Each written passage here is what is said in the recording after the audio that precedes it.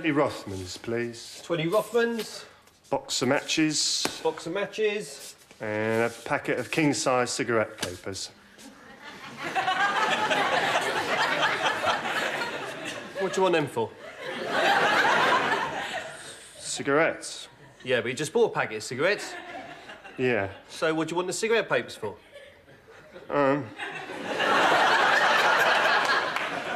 Well, I don't like filter cigarettes. Yeah.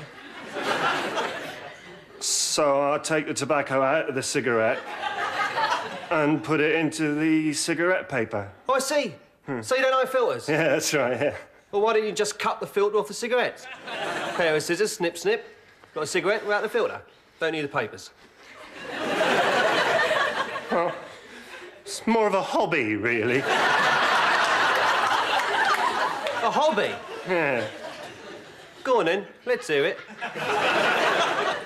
Well, I like to relax by tearing up cigarettes. Putting the tobacco into a cigarette paper, rolling it up, and smoking it. Blimey, if you're going to go to all that trouble, you might as well roll yourself a joint. Go on, clear off. Isn't it marvellous? I'm a big fan of those American detectives of the 1940s. Philip Marlowe, Raymond Chandler, that sort of thing. I walked into the place. There was only 2 of us there, and one of us was dead. It didn't take long to figure out which one. It was Fatima. At first glance, it looked like she'd been poisoned. When I looked again, I realised she'd been harpooned and hung from the electric light.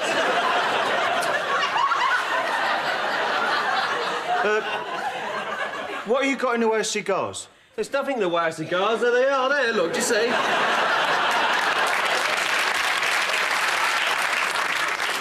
Thanks for inquiring. Now clear off.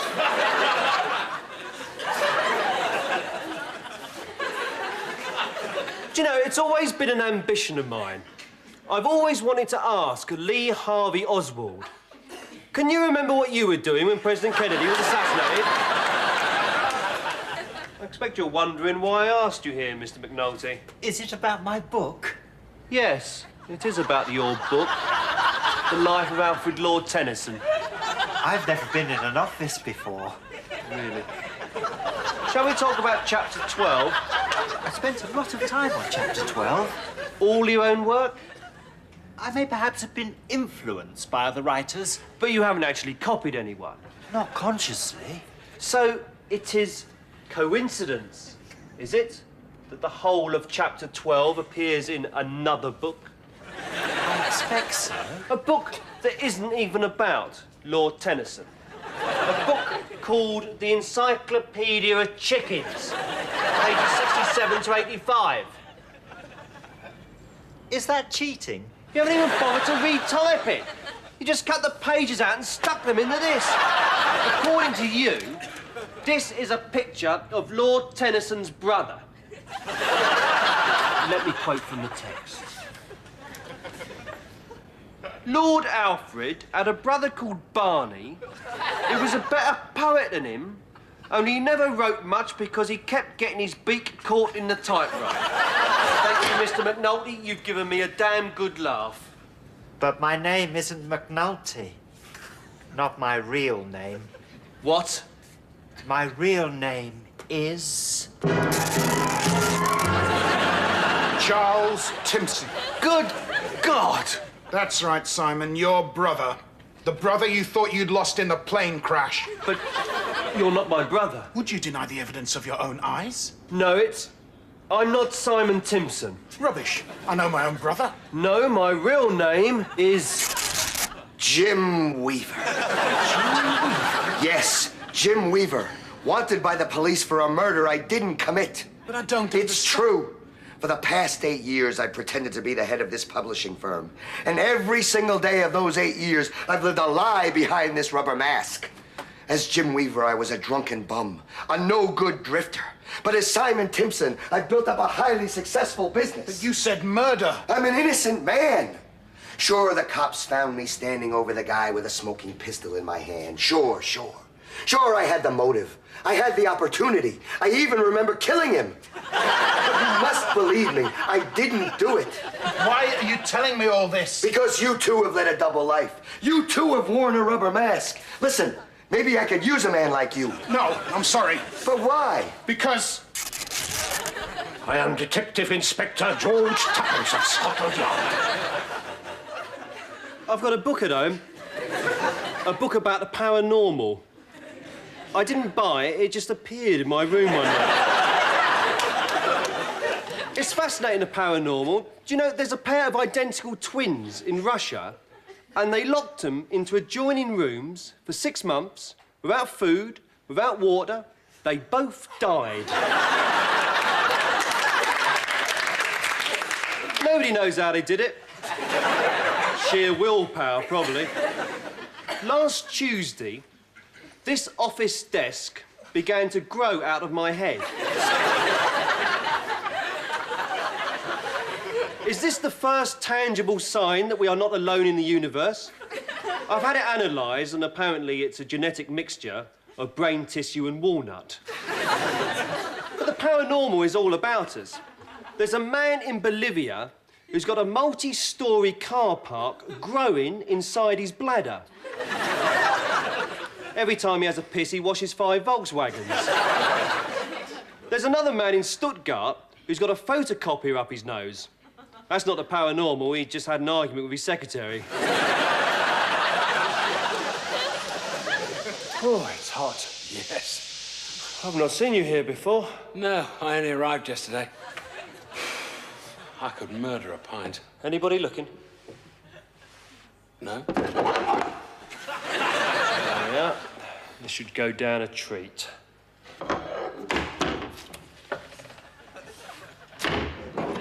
Cheers. Could have done with one of these at lunchtime. Take away the taste of that awful cabbage. The food's dreadful. Anybody looking? No? There we are. Cheese omelette.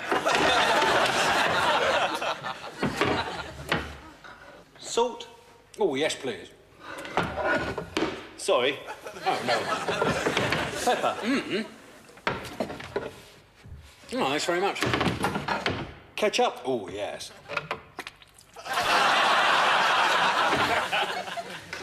Well. It certainly makes life a little easier. Mind you, don't overdo it. After all, we're here to lose a few pounds. Oh, no. I'm not overweight. No? No, it's my leg. Well, what's wrong with it?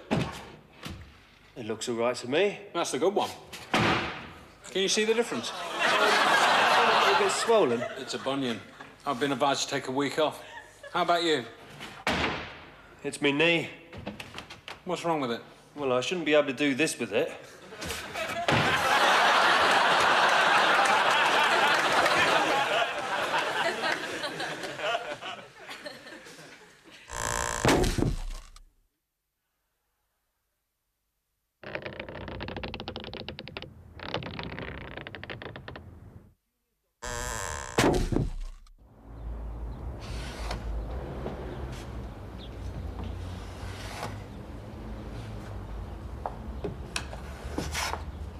You wanted to see me, Father?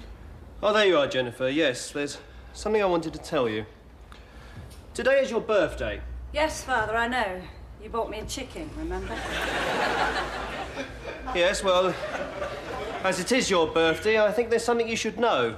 Something you're entitled to know. Yes, Father. Jennifer, you're not adopted.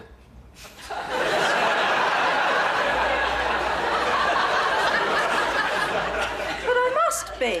I'm sorry, Jennifer, but that's the truth. But why haven't you told me before? It's not easy to explain to somebody that they're your own flesh and blood. So, who was that baby in all those photographs? That was you, Jennifer. And all those other children? They're your brothers and sisters, Jennifer. And who was the charming little girl in the ringlets that used to sing and dance? That was Shirley Temple, Jennifer. And who was the mad professor in the House of Wax? That was Vincent Price, Jennifer. Oh, this is all so confusing. Look at it this way. It would have been so easy for me and your mother to go down to the orphanage and look at all the children there and pick out one we really wanted.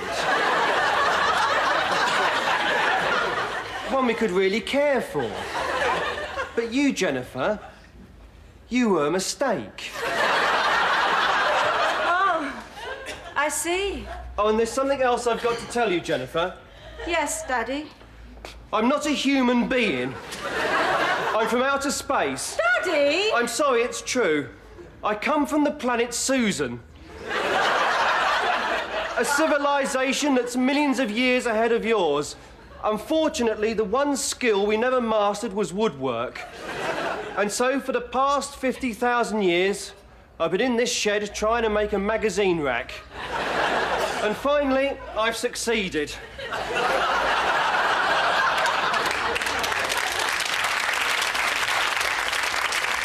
But, Daddy, what does this mean? It means I must return to Susan next week. And I'm taking you and Mummy with me.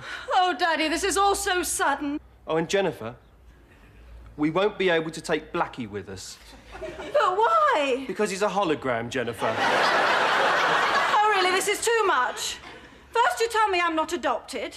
Then you calmly announce that we've got to live in outer space. At a week's notice, mind you. And then to top it all, you tell me that poor little Blackie's a hologram. I've had enough. I'm going round to Lucinda's to play some records. Kids. Can't tell them anything these days.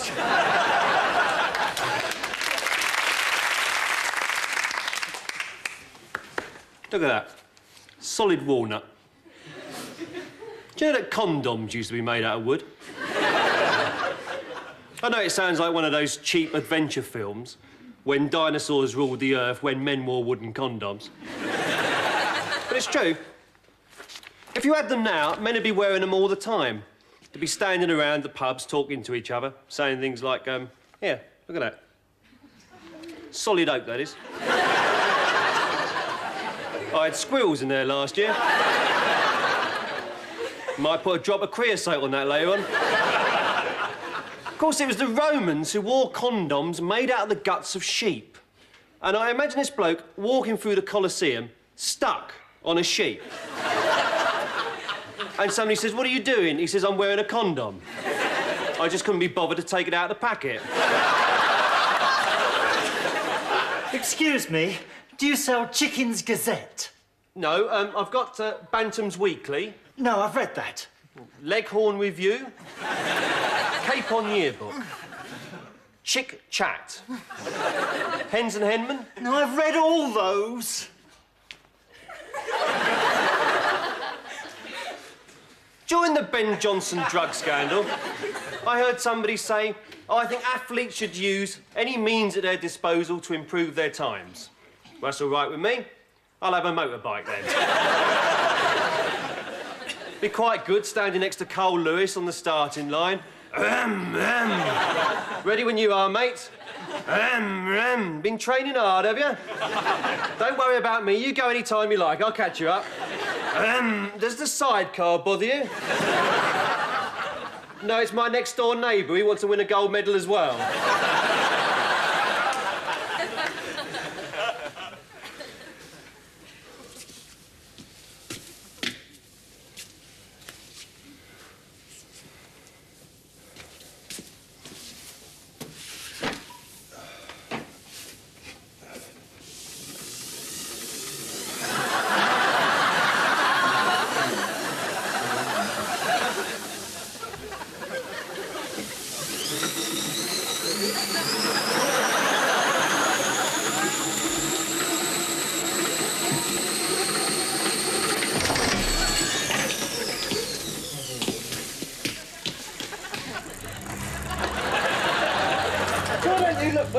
going?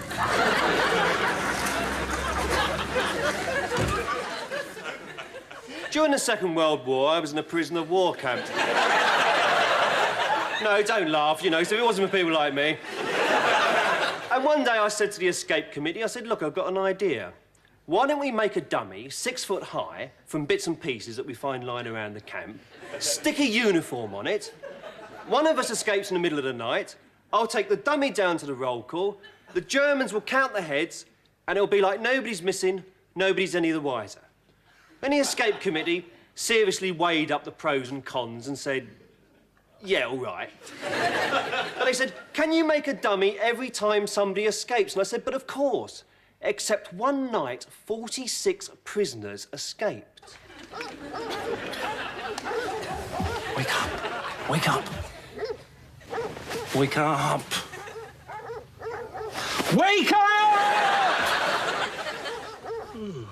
We need some more dummies. Smudger's tunnelled his way out.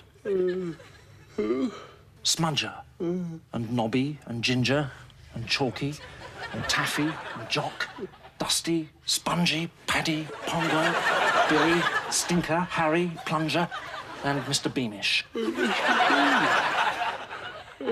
What about Jumbo? Jumbo got stuck in the tunnel.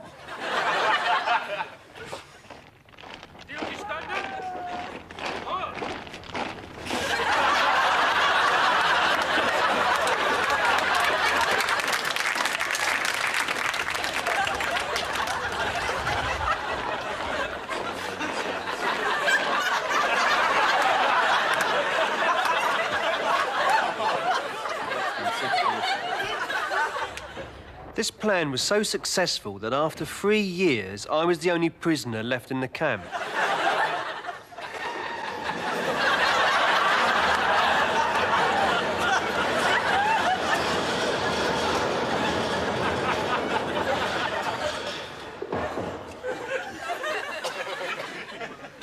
What's the matter, Bert? Don't you want your sausages then? Well, I'll have them for you. Don't mind, no, I don't care at all. Always happy to help you out, you know that, Bert. Hello, Henry. You're looking a bit down in the mouth, then. What's the matter? Oh, you've had a letter from your wife, have you? Yeah? Oh, yeah. What's that? She's having an affair with the milkman? Well, no wonder you don't want to have your glass of milk. That's like a nasty reminder, that is. I'll finish it for you. Don't worry about that. Oh. It's a nice drop, there. Yeah, Stephen, is it right your mother was knocked down by a bloke driving a Weetabix lorry? Well, he won't want that for a start, then, will you? I'll sort that out for you. I haven't heard about that. Yeah, Nigel, is your tea's not too hot for you? I had to eat 480 breakfasts every morning and keep the conversation going because the Germans aren't stupid. And the bread is very good as well. Look at that. It's beautiful bread. Well, I don't know about you lot, but I could do with a bit of exercise. I kept up a full fitness programme despite the occasional compromise. Now, by this time, there was only one German guard left in the camp. But I didn't know that. I didn't know because that guard was up at 5 o'clock every morning, sticking dummies on the gates, dummies in the dining room, dummies in the yard, and this went on for months, until 8:30 one morning. We looked at each other for a moment. The German looked at my dummies. I looked at the German's dummies. And then the German said, in almost near perfect English, Isn't it marvellous?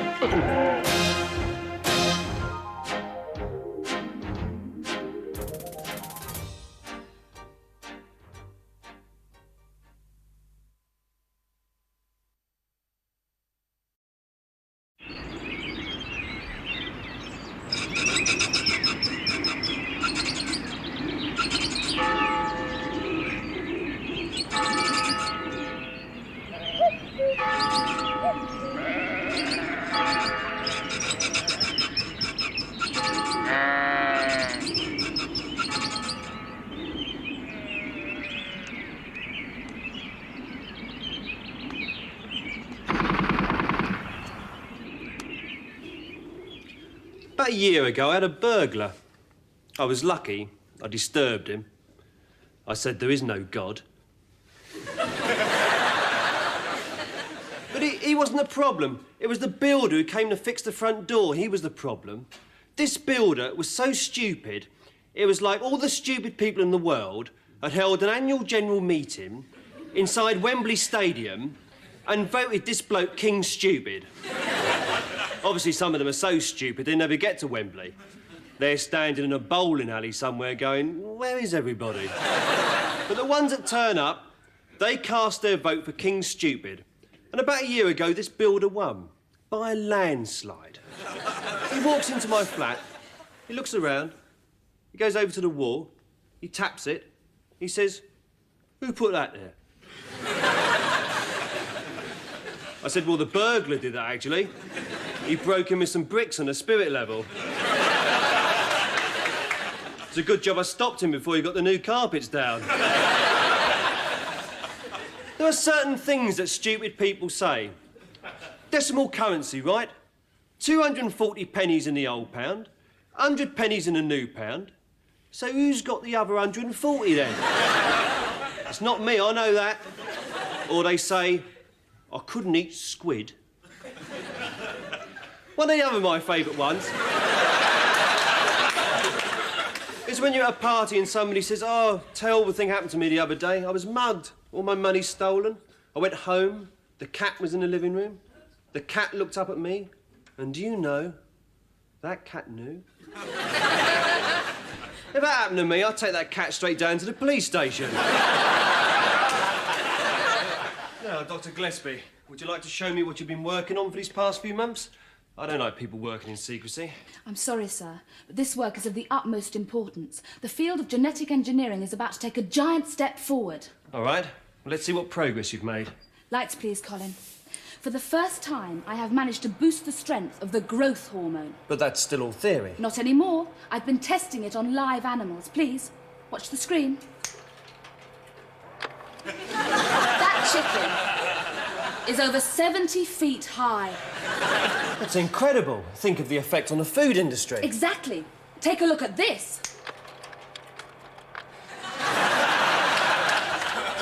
A chicken like that could take over the world. And that's just the beginning. I have also succeeded in combining two totally different chromosomes from two totally different species. You mean crossbreeding? Yes, but to a level never before achieved. It's extraordinary. But my greatest achievement has been to cross a greyhound with a police officer. But what's the point of that? He can run faster than a panda car and we pay his overtime in biscuits. This time you've gone too far. You're tampering with nature. I want every one of these monsters destroyed. Today. But, Dr. Bellis,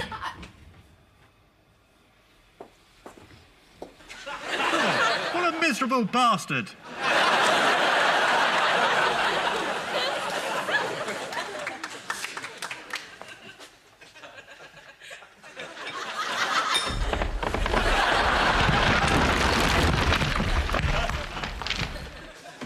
Well, I can't understand this. What is it? Well, according to my records, Mrs. Gibbs, your last bill was £38.60. That's right. Well, your bill for this next quarter is going to be £5,500. That's a lot. I can't understand it.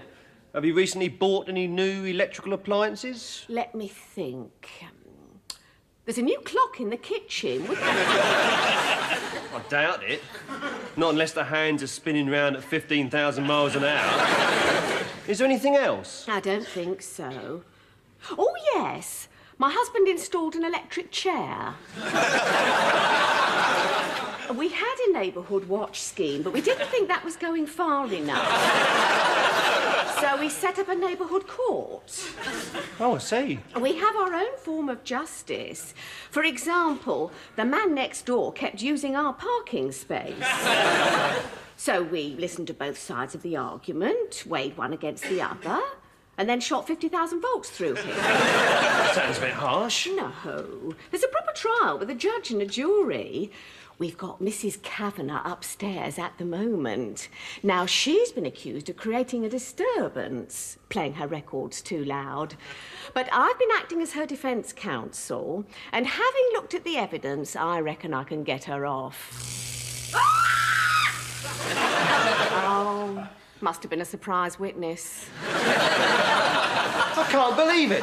You're telling me you're executing your own neighbours in broad daylight? It's obscene. It isn't obscene. It is. You should execute them after 6:30, get them on the cheap rate. There's some leaflets in the van.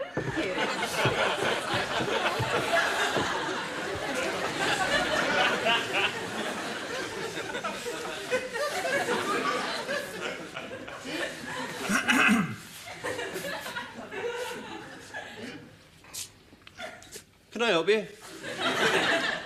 2 packets of dental floss, please.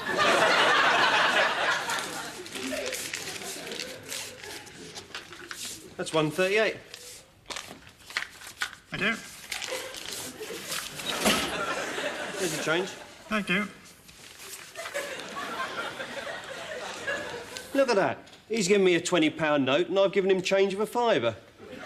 And they say dolphins are intelligent.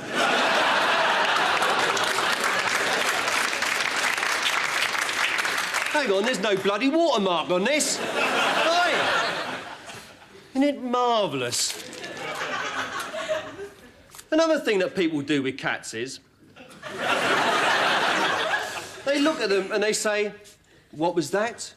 Would you like some milk?" "Yes, I know." My girlfriend takes us a stage further. I'm playing a record and she says, "Yes, I don't like the Beach Boys either."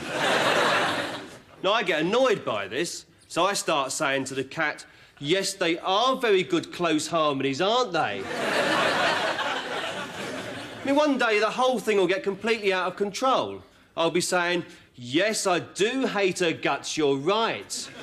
And she'll be saying, "Yes, I know he doesn't know I've got a double-barreled shotgun hidden in the bread bin." And I'll be saying, "Yes, I know she hasn't got the guts to use it." And then she'll blast me head off. Half an hour later, the police will arrive. Some detective inspector will walk in, see me dead on the floor, my girlfriend holding a shotgun, and he'll say to the cat, "Yes, I'm sure it was self-defence." Excuse me, have you seen somebody go by in a bright yellow jacket? What did he look like? About 5'11", blue eyes, clean shaven. No, I don't think so. Oh, and he's a dolphin from the waist up. So many people come through here, you know. What do you want him for? Well, his mum's just turned up.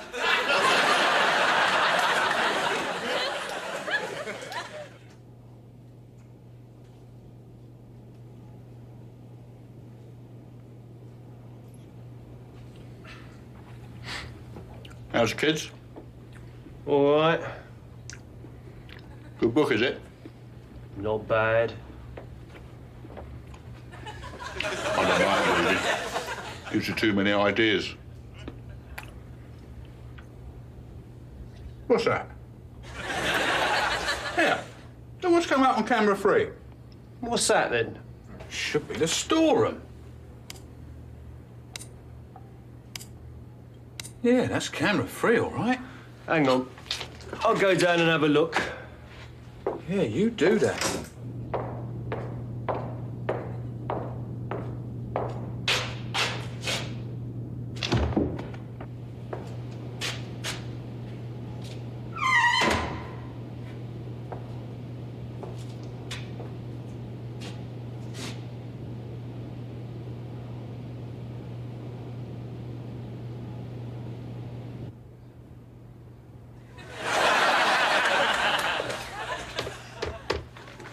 Hello?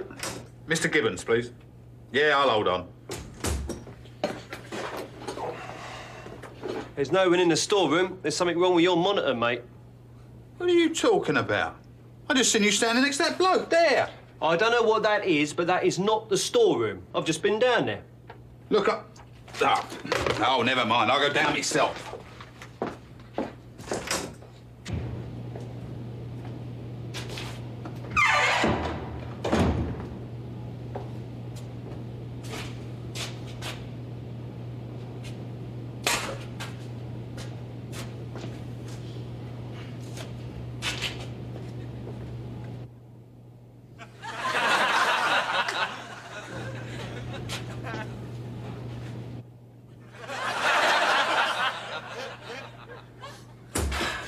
camera free is up the spout. There's no party down there. What are you talking about? Look what you just did to that woman's dress. Right. I'm gonna sort this out.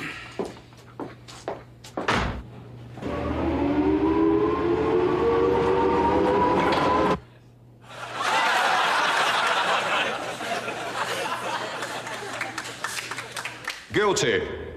You have been found guilty of driving a forklift truck through the living room wall of number 7 Claremont Mews, injuring 5 people and causing £17,000 worth of damage. No, it's just a storeroom. Camera free. You will go to jail for 3 years.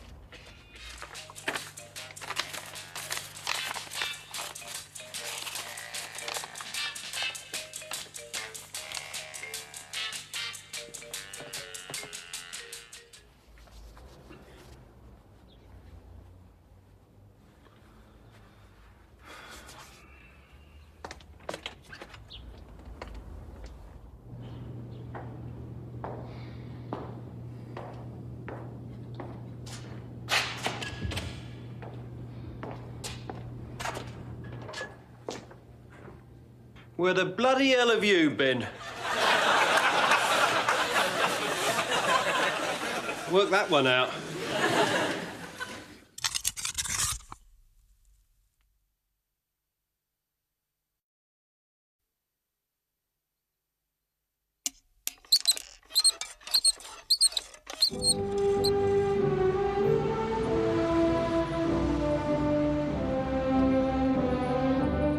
Gentlemen, I'm afraid I have some very grave news. Is it about the minimum lending rate, Sir Michael? No, I'm afraid it's more serious than that.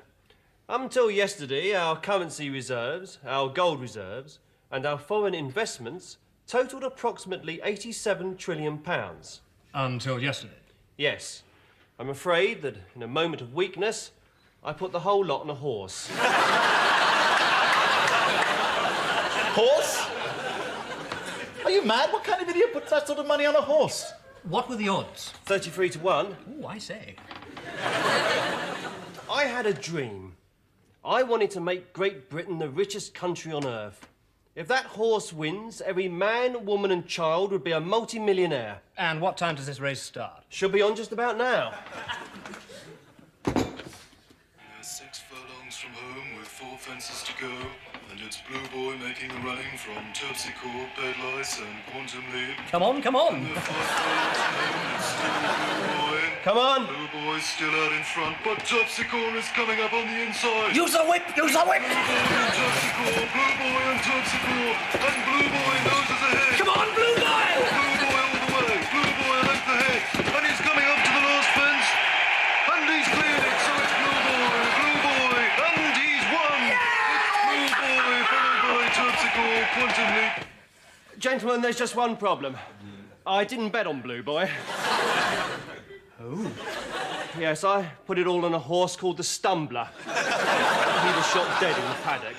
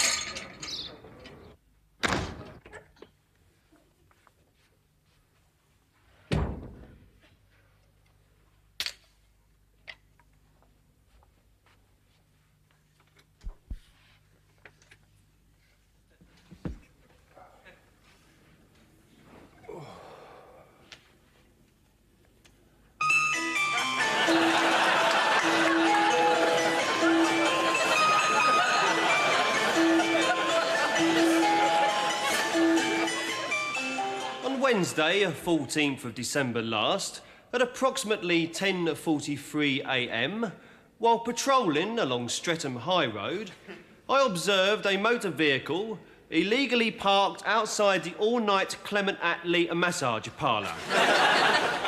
I questioned the occupant, a Mr. Jack E. Stewart, who said, urinate off, you effing love child.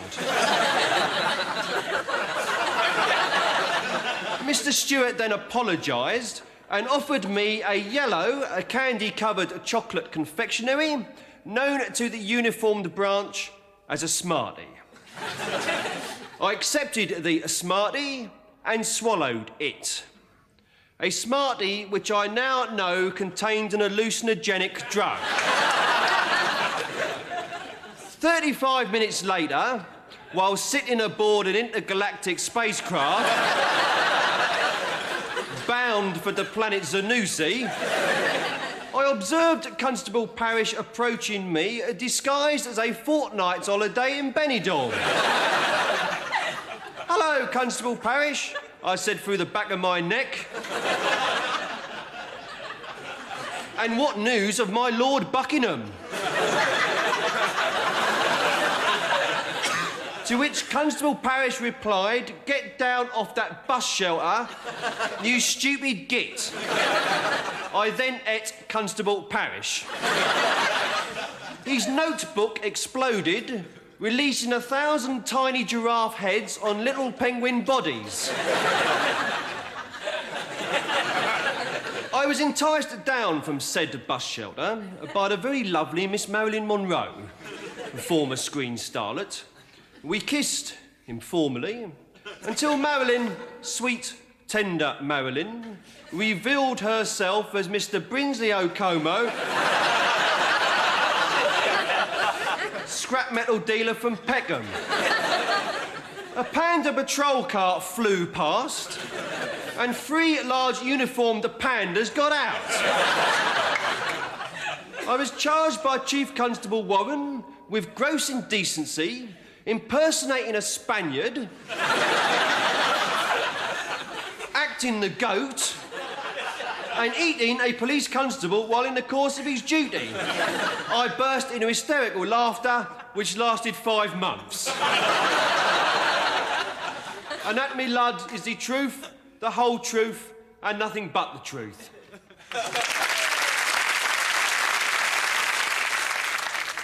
We're going to need more tissue samples if we're going to make a positive match.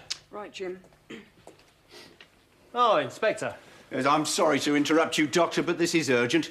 Have you finished your report on the Balham phone box murders? Yes, and I have to admit this is the most baffling case I've ever come across. In what way? 2 of the victims were found buried in Epping Forest. Right. The other 4 were strangled in an underground car park in Romford. So what's your problem? Why are we calling them the Balham phone box murders? Well, I was in a phone box in Balham when I first heard about them. That's a bit thin, isn't it? You've got to call them something with a bit of snap to it. You don't think the papers would be interested in the Romford car park and Epping Forest shallow grave murder inquiry, do you? Yeah, but you might as well call them the having a cup of tea in the canteen murders. That's where I was when I first heard about them. Yeah. Maureen over there was getting her car fixed. You're not going to call them the Will, Mike or Tina get through the MOT killings. All right. So what have you found out? This is Harold Morris. I've examined him thoroughly, and I can say beyond a shadow of a doubt, this man is dead. Dead? Yes. Of course, there are a few more tests we haven't tried. What? We haven't tried shouting at him. Oi, mate, you got the time? Hey, mate, is there an off licence round here? No, he's dead, all right. Let's have a look at this one. Who's this? Gerald Young.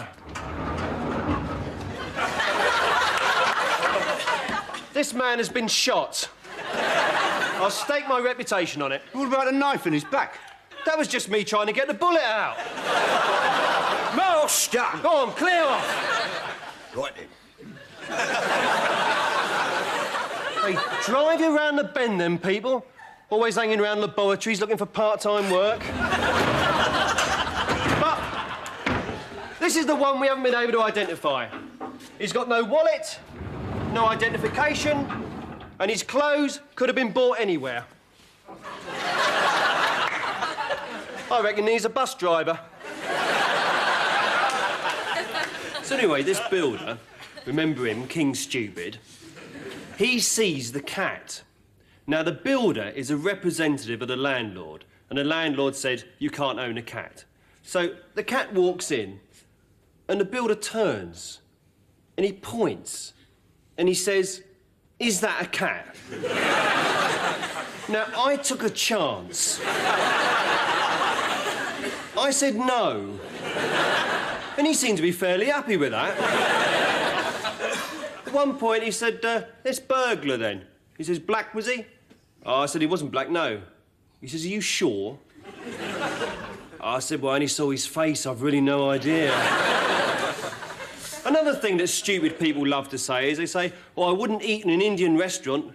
You don't know what meat you eat in. It's all dog, that's what you eat in. Now, if you were a chef in an Indian restaurant, and it was up to you to get hold of a week's supply of meat, what are you going to do? Are you going to go down to the butcher's and buy some chicken and some lamb? Or are you going to run around the streets late at night trying to catch Labradors in a butterfly net? So I said, he wasn't black, no. He said, are you sure?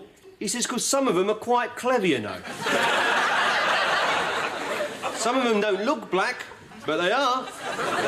Half an hour later, I gave him a bucket of water. He said, what's that? I said, it's a cup of coffee, but some of these cups of coffee are quite clever, you know.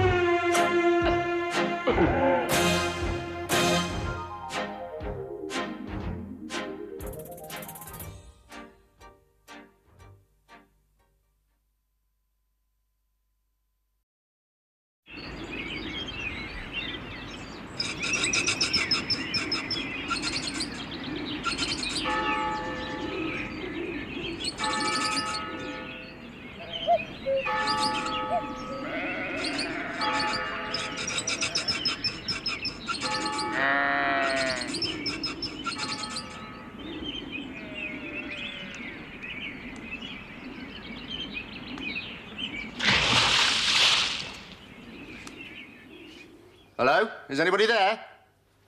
Good morning, sir. Can I help you? Yes. I'd like a packet of boiled sweets, please. Packet of boiled sweets? Certainly, sir. Anything else? Yes, I'd like... excuse me, but is the camera necessary? It's a security measure, sir, to deter shoplifters. Not that I am suggesting you are a shoplifter, sir. Now, is there anything else in my extensive range of produce that catches your eye? Yes, do you have any, men's magazines? Oh, certainly, sir. I stock all the latest titles. Whip Weekly, Cammy Knickers Gazette, Wet Stilettos, Gums, Farming Today. Cammy Knickers Gazette, please. Certainly. And a Daily Star. Certainly, sir. And, could I have a brown paper bag for the Daily Star, please? Of course. That'll be £4.50. Thank you. Thank you.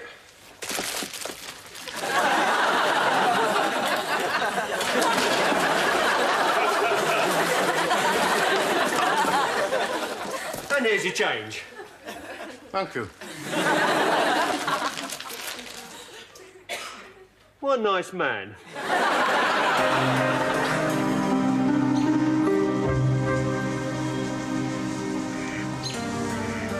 They say it's been a long, dry summer in Yugoslavia. And the eagle flies high for this time of year. I have a very long shopping list, but the car park is full of soup. I'm afraid the dartboard is made out of putty. I hope it doesn't spoil your game. My friend, the plumber, needs a very heavy bicycle. The ectoplasm in my grandfather's waistcoat has recently applied for a job at the Natural History Museum. The Swan has returned his library book. What? The Swan has returned his library book. I'm sorry, wrong spy.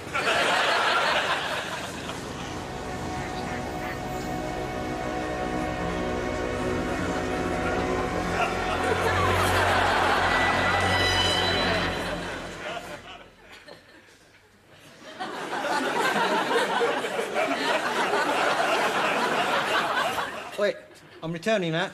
Didn't you like it? No. Have you got any others? Well, I got a few. Have you got Bonnie Langford in Bloodbath for Satan? No, that one's out at the moment. How about the latest Dustin Hoffman? The one where he plays an alien from outer space. Which one's that? You know, he researched the character by living on another planet for 6 months. Don't think I know it. It's called Bug-Eyed Bastard. No, I definitely don't know it. Oh. How about the Berlin Affair? You got that one? The Berlin Affair? Yeah, it's on at the Odeon this week. Well, if it's on at the Odeon this week, it won't be released on video for months. Yeah, well, I want to see it. Well, go down the Odeon and see it. No, I can't do that. The wife wants to see it as well, and, well, we can't leave the house at the same time. Why not? We don't want to get burgled. We take turns to leave the house. Well, what happens when you want to leave the house together? My cousin comes round to look after the place. Well, have your cousin come round and you and your wife can go down the Odeon. Ah, we couldn't do that. Why not? My cousin's also worried about being burgled. So when he comes round to look after our house, we go round and look after his.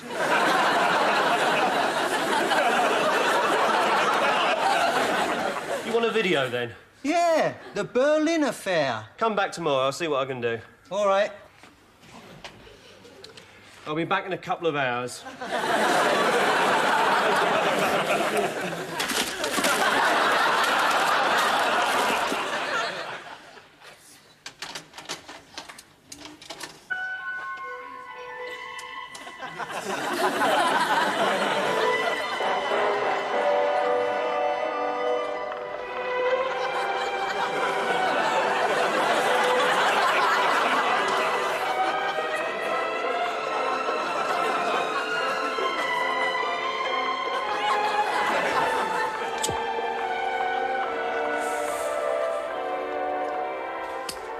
Ice cream.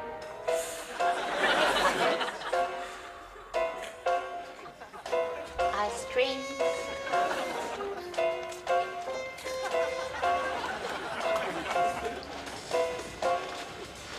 Excuse me.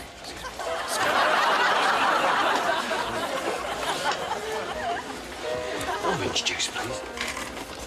55p. Thanks a lot, Tom. You've forgotten your change. Thank you. Sorry. Sorry again. Sorry again. Excuse me. Yes. Thank you.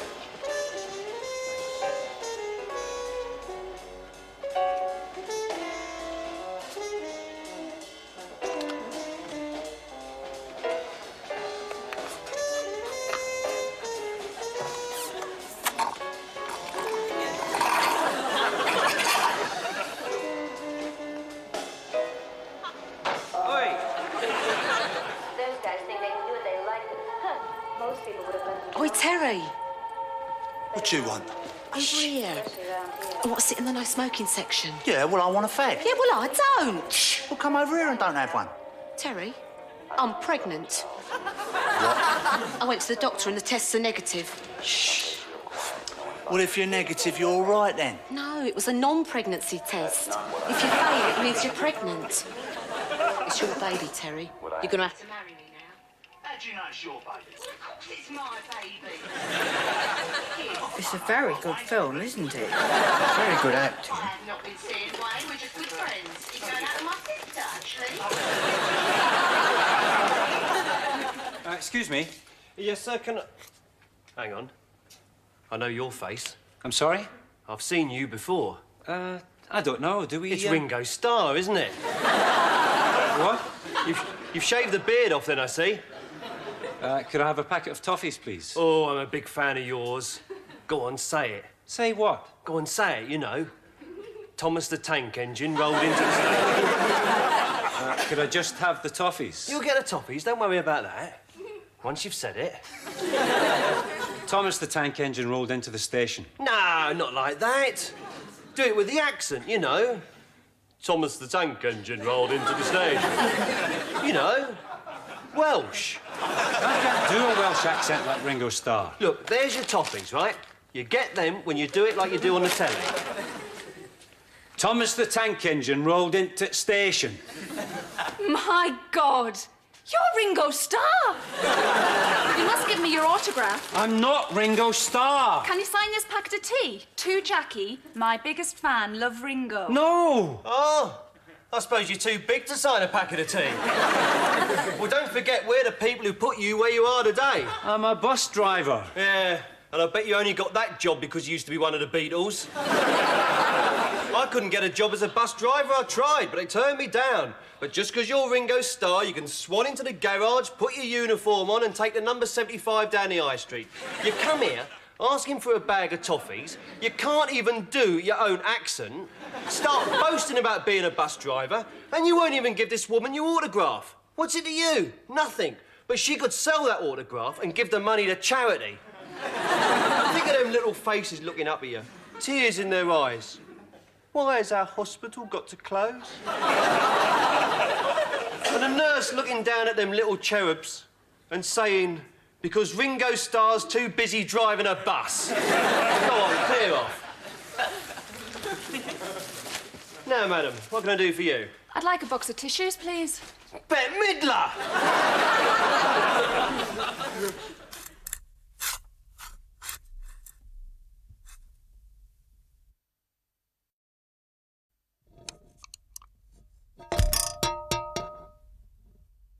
Now, you're about to see your first post-mortem. I hope none of you are squeamish, as it can be an unnerving experience. Let's begin. This is Mr. Greenie Swan, 50 years old, entertainer, known professionally as Marvo the Magician. Admitted on the 24th, died 2 a.m. this morning. Well, let's get started. Scalpel.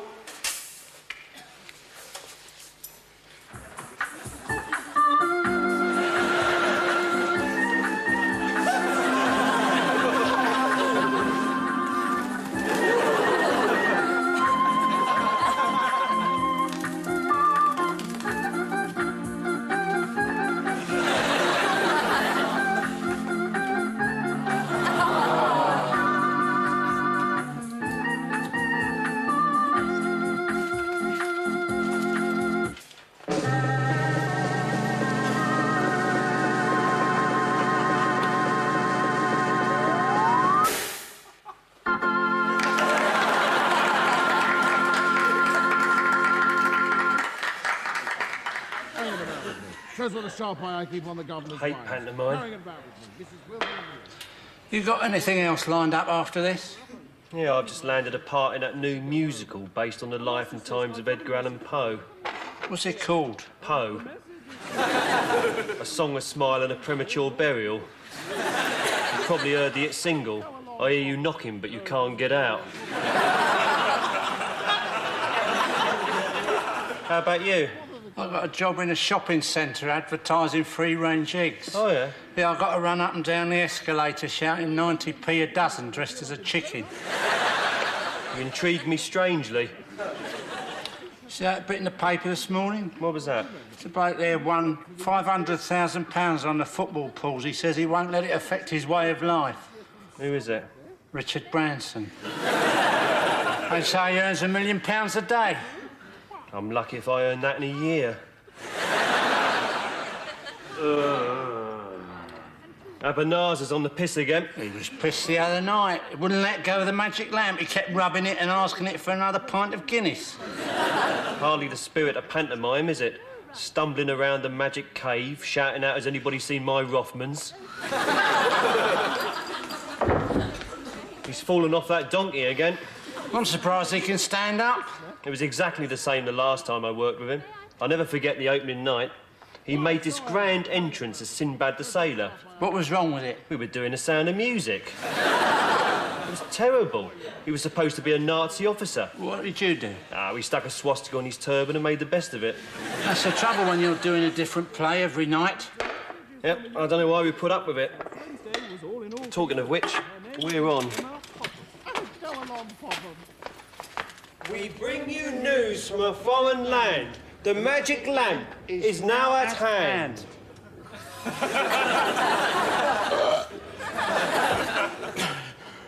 I'm in the wrong play again.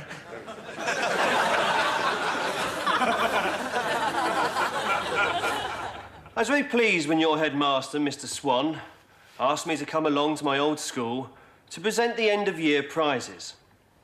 I remember my first day here, even though it was 25 years ago. Being a stranger to the school, I made the mistake of turning up on my first day with a working-class accent. For this, I took a severe caning in the face. The second day, I was forced into an initiation ceremony by some of the older boys. I was made to eat my own jacket. Naturally, I was reported to the headmaster for not wearing the full school uniform. I was caned across the eyes. Later that term, I was accused of coming from a family that didn't have very much money. I was taken out in front of the entire school by the headmaster. My internal organs were removed, caned and replaced. But I had learned a valuable lesson. From then on, my father pretended to be in a middle-income bracket. He paid for holidays and cars he could ill afford. And when, eventually, he shot himself, some 5 days later, the headmaster inaugurated a new school trophy in his honour. And even today, boys still compete for the lower class failure charity shield. And so it is, with great pleasure, that I present the shield to this year's winner.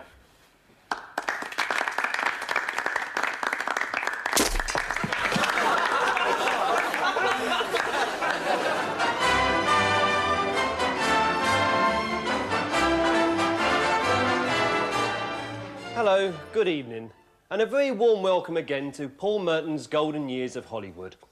I personally take great pleasure in presenting to you each week a classic movie from Hollywood's golden years. And tonight's movie is no exception. It is a wonderful film. Concertina, first produced by MGM in 1934 with a superb cast. Firstly, Joan Crawford. Incidentally, Joan Crawford goes outdoors more often in this film than any other film she made. Apart, of course, from her 1946 classic, Let's Go Outdoors for a Really Long Time. When Concertina was made in the early 30s, it was customary practice to utilise sets from other films. Here we see a magnificent set, the interior of Notre Dame Cathedral, first built for the film Bedwetters of 1933. But in Concertina, the same set has been completely transformed to stage the Kentucky Derby. In Concertina, Joan Crawford's co-star is John Barrymore.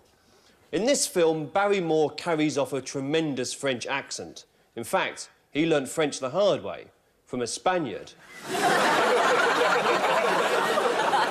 In those far-off, heady days of Hollywood, continuity could sometimes be a problem.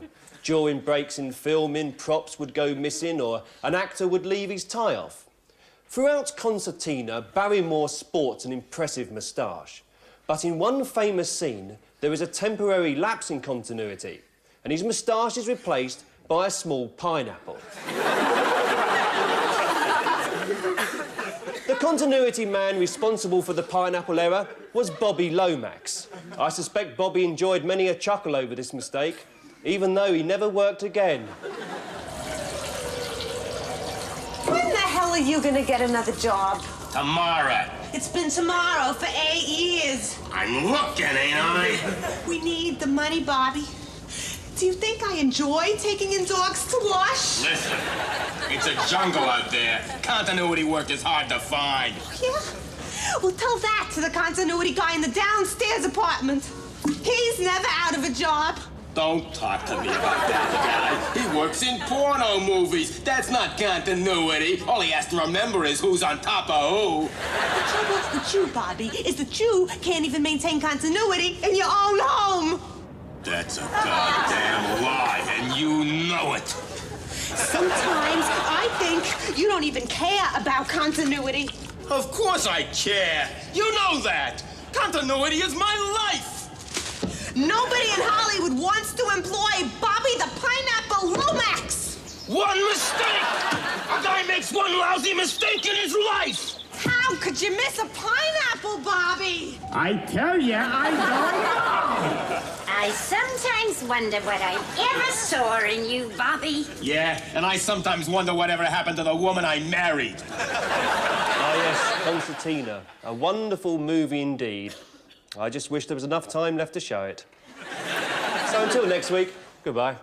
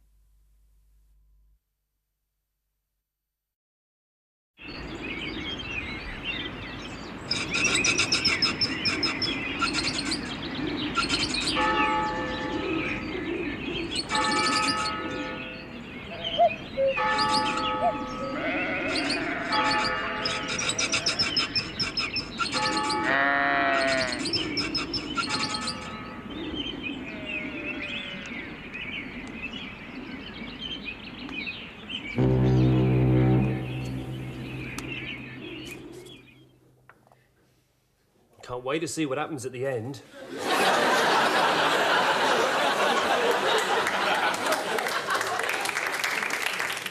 The characters aren't up to much, but the places, they seem so real.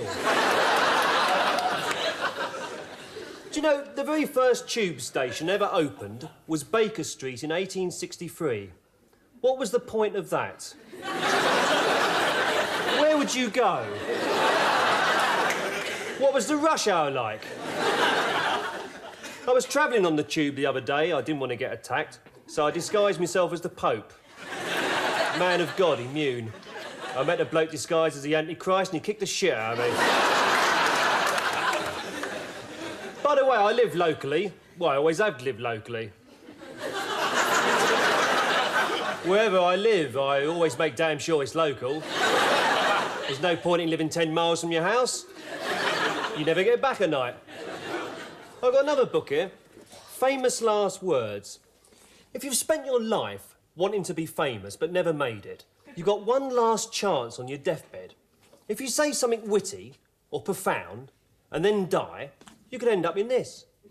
But wouldn't it be terrible if you said your last words, then said something stupid, and then died? Wouldn't it be awful if your last words were, I keep thinking it's Tuesday?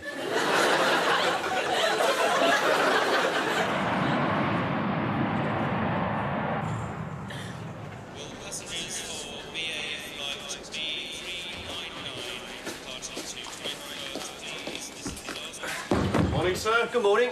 Passport, please. Certainly. Now, you understand you've entered the red channel, which means you have goods to declare? That's right. And you just arrived from Thailand? Yes, 10 days of beautiful sunshine. Well, it seems in order. Now, what do you wish to declare? Right. 2 bottles of scotch. Yep. 400 cigarettes. And 14 kilos of heroin.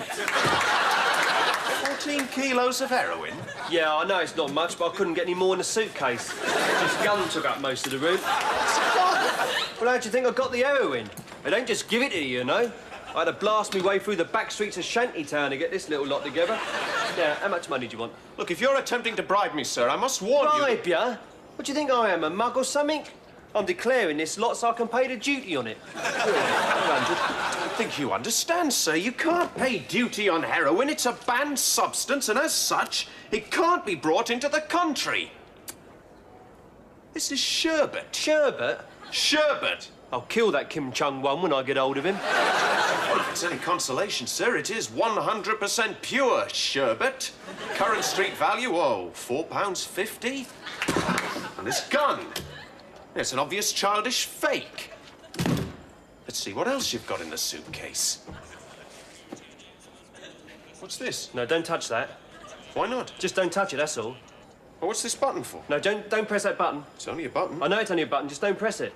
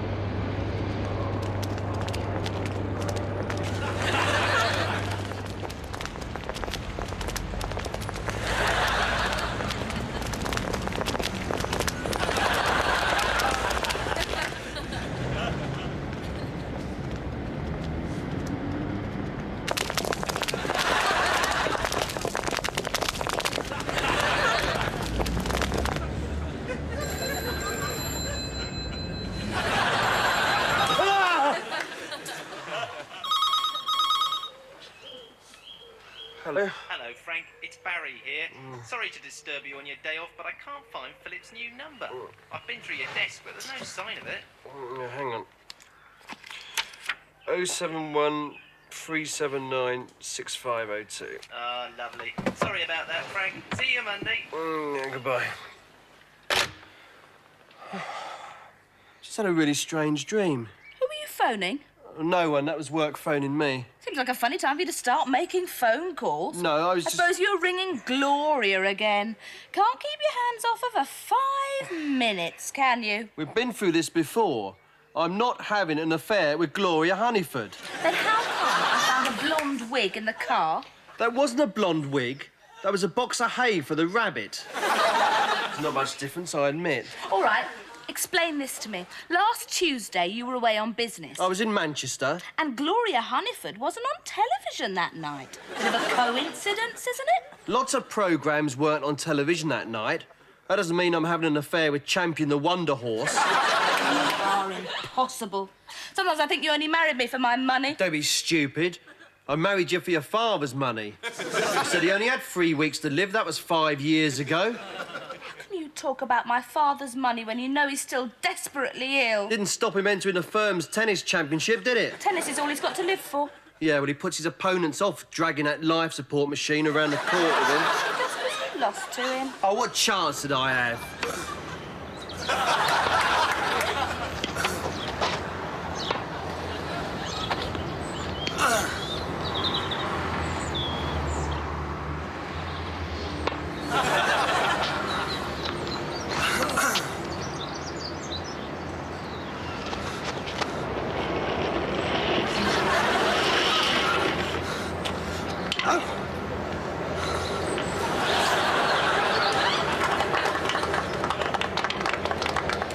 Mr. Finch? Mr. Finch? Well? Wake up now, it's all over. Oh, I was having a nightmare. Oh, that'll be the gas. It often has that effect. Well, I was playing tennis. There was something about a phone box. I was taking a gun through customs. Yes, well, at least that wisdom tooth won't give you any more trouble. Oh, good.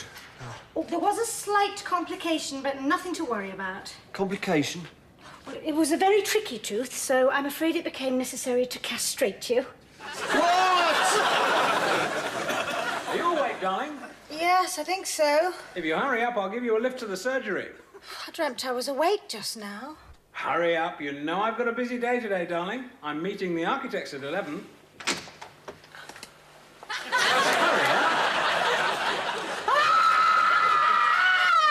The ship's going down! Get into the lifeboats! Oh, my God! I see that cat's woken up. Been asleep all morning.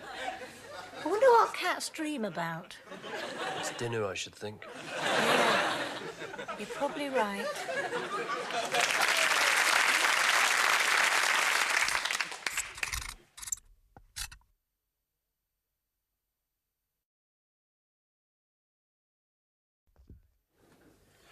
This is a handy book. Etiquette for every occasion. When throwing a dinner party, it's very important to organise the seating plan correctly. This stuff's important. You don't want 9 guests in the main dining room and the other 4 shoved in the airing cupboard, pushing twiglets at them through the keyhole. The Duke of Argyll should never sit next to the Duchess of Gloucester. Now, there's a good reason for this. During the 17th century, the Dukes of Argyll were strong supporters of the Jacobite rebellion, whereas the Duchess of Gloucester is a railway locomotive. When it comes to serving dinner, never use a tennis racket. Well, I mean, everybody knows that. It's common knowledge, isn't it? Cutlery. As a general rule, always use the fork furthest from your left hand. It's a bit much. The furthest fork might be 10,000 miles away. You might have to go all the way to Brazil. And even then it might be early closing in Rio de Janeiro. And when you get back, what's happened? The Duke of Argyll's eaten all the bread pudding. There is a rule in etiquette that when a woman enters the room, all the men have to stand up. Now, it was James I who said this, but he also said if another woman comes in, you had to get even higher. So the men would stand on chairs. If a third woman came in, you'd all be on the mantelpiece. On a bad night, you'd be out the window, up the drain pipe, and eating your dinner on the roof. Trying to stop your saveloys dropping down the chimney. Sometimes a couple of dukes would fall off, and the doctors would write on the death certificate, cause of death, politeness. Packet of cough sweets, please. Ladies first. I want my money back. These chocolates taste like vomit. Menthol or eucalyptus? Menthol, please. The underground car park will have a capacity of 1,500 vehicles, and the service ducts will be housed behind the generator.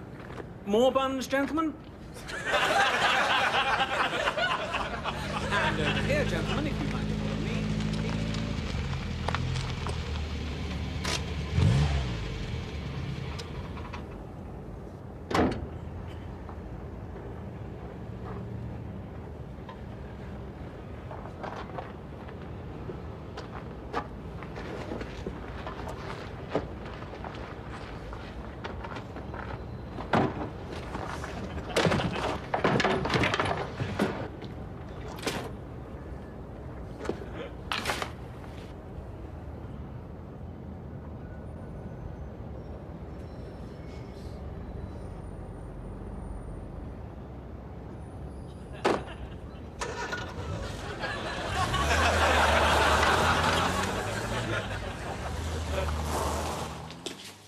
Now, Pendry, this is the 4th time that you have applied for parole. Yes, sir.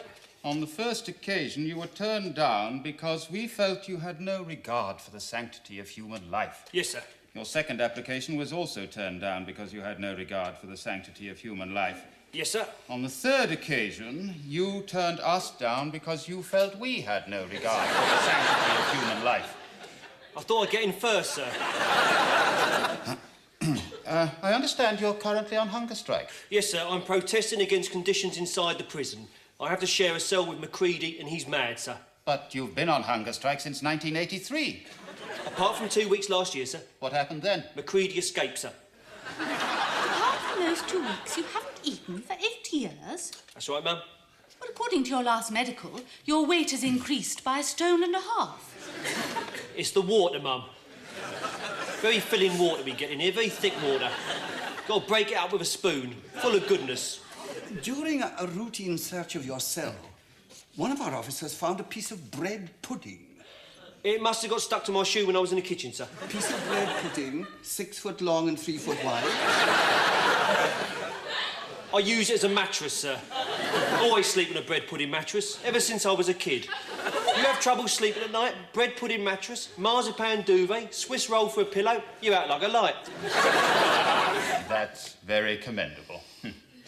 Well, Pendry, that is all. You will be notified of our decision in due course. Thank you, sir.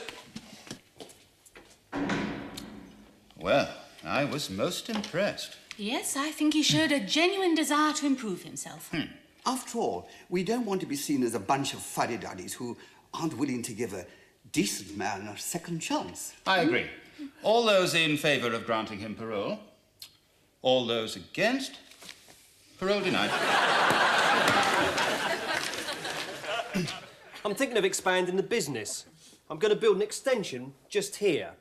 I'm going to sell cigarettes, sweets, and cars. I'm going to buy a car from the showroom around the corner and then sell it for £1 more than I bought it. That's clear profit. Of course, to make real money, you've got to build your own cars. That's how Rolls-Royce got started. It's the same with British Telecom.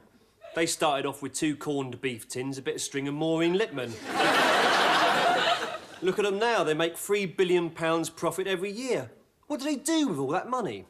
There's a bloke down the pub reckons they've built this futuristic city under the Atlantic Ocean. And that British Telecom employees can have a fortnight's holiday free inside this huge Perspex bubble. And apparently twice a year, this bubble flies out of the sea into deep space and explores new worlds and civilisations. No wonder they've started charging for directory inquiries. Everything's so expensive. Those video games down the arcade, I wanted one for here. 8,000 quid they cost. I could knock them out in me shed.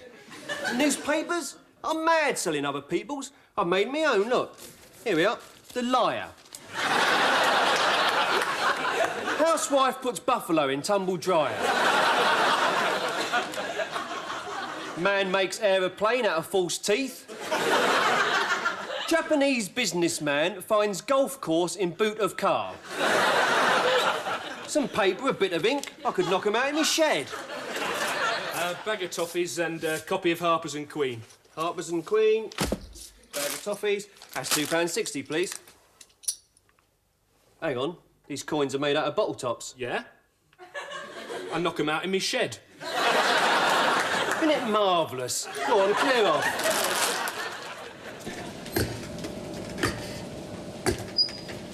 See that bit in the paper this morning? What's that? There's a bloke just paid £4.5 million for a tea bag. That's a lot. Yeah, it's the oldest tea bag in the world. It was made in 1492 by Leonardo da Vinci, and it weighs 9.5 tons. What's it made of? Solid oak. And it measures 15 foot long by 12 foot wide. You'd have a hard job making a cup of tea with that.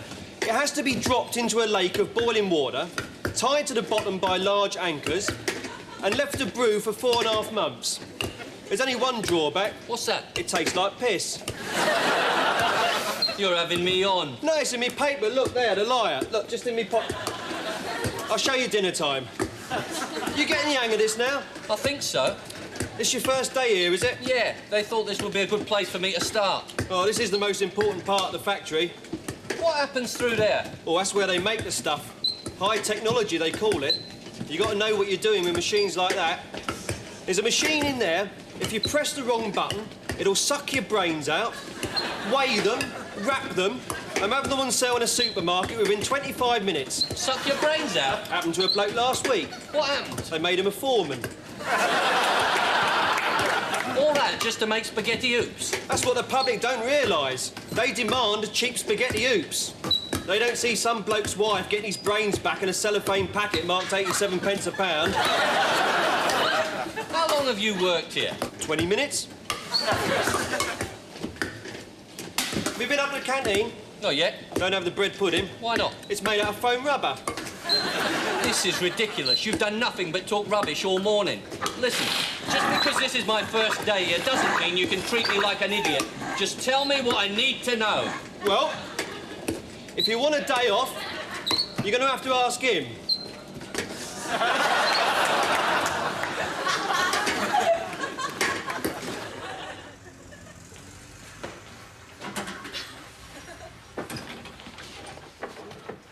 Prepare to race. Prepare to race.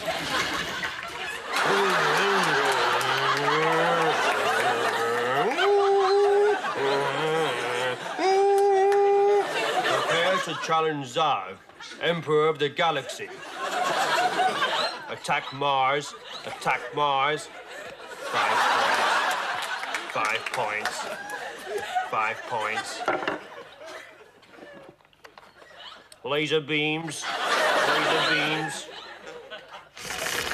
Prepare for meteorite storm.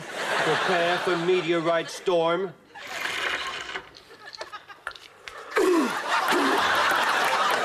Alien craft approaching. Alien craft approaching. Alert. Prepare to meet Zog. Mighty Zog approaches. You have violated galactic law. Prepare to meet thy doom.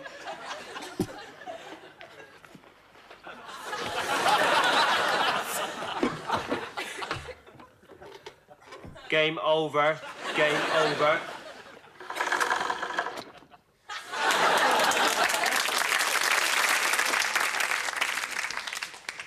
Ah, Father Matthews, there you are. Good morning, Bishop. I'm afraid I'm a little early. Not to worry. Please make yourself comfortable. Would you care for some tea? Yes, that would be most pleasant. Pot of tea for two, please, Mrs. Harper. Now, it's not often I get the chance to have a chinwag with one of my parish priests, but there are a couple of matters I'd like to discuss with you. For example, your sermon last Sunday. Ah, yes. I took as my theme the miracles of Christ. Yes, I know. At one point you said, if Jesus could work miracles, how come he didn't have a motorbike? I think it's a valid question. Leaving that aside, there is a more serious matter. I understand you've been conducting special masses. Well, we do have a get-together, myself and some of the parishioners. And at your last get-together, you attempted to raise somebody from the dead. Jesus raised Lazarus from the dead. That was after a couple of days. The man you raised had been dead since 1946. To be honest, I didn't think it would work. When we opened the coffin, Mr. Swan was quite badly decomposed, so you can imagine our surprise when he started twitching. Surprise? Not as surprised as I was when I met him coming out the public library. He was running an errand for me. An errand?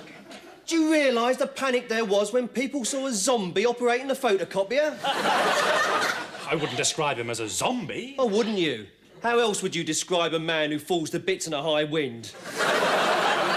He's not the only one, is he? You've been holding quite a few of these special masses. It's true, I have raised a number of people from the dead. From what I've heard, you've cleared out half the bloody churchyard. Excuse me, I didn't mean to lose my temper. Now, exactly how many of these ghouls are walking around? About 40. They're very useful around the parish. What do they do? Well, take the Hamiltons. They do all the church cleaning. Mr. Hamilton cleans the west windows, Mrs. Hamilton cleans the east windows, and Tom Hamilton, he doesn't clean anything. Why is that? He was cremated. It's not easy getting up a ladder when you're just a handful of dust. You can't allocate parish duties to the undead. They're very good at it. Take Mr. Hastings. Now, he may have been dead 130 years, but that hasn't stopped him becoming a hospital visitor. I know, I've had several complaints. can't see why. Well, imagine if you woke up in hospital and standing next to the bed is a stinking corpse offering you a box of milk tray. Would you like a chocolate? Well, he does his best. His heart's in the right place. Are you sure they found it in outpatients last week? Look, this has got to stop. And if it doesn't, I'll speak to the Archbishop about it. That's my final word on the matter.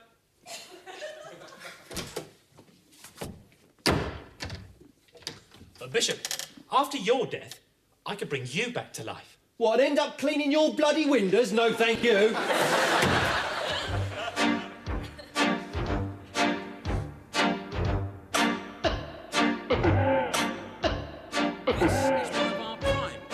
Sites with a people potential of over 2,500 units and online parking facilities up to management level. The infill silos are designed to revolve at 9 miles an hour for full ergonomic benefit, and land heavers for storm biofouling, structural tie bars every 20 yards. Now, I can already hear you asking, what about the water table? Well, I'm delighted to...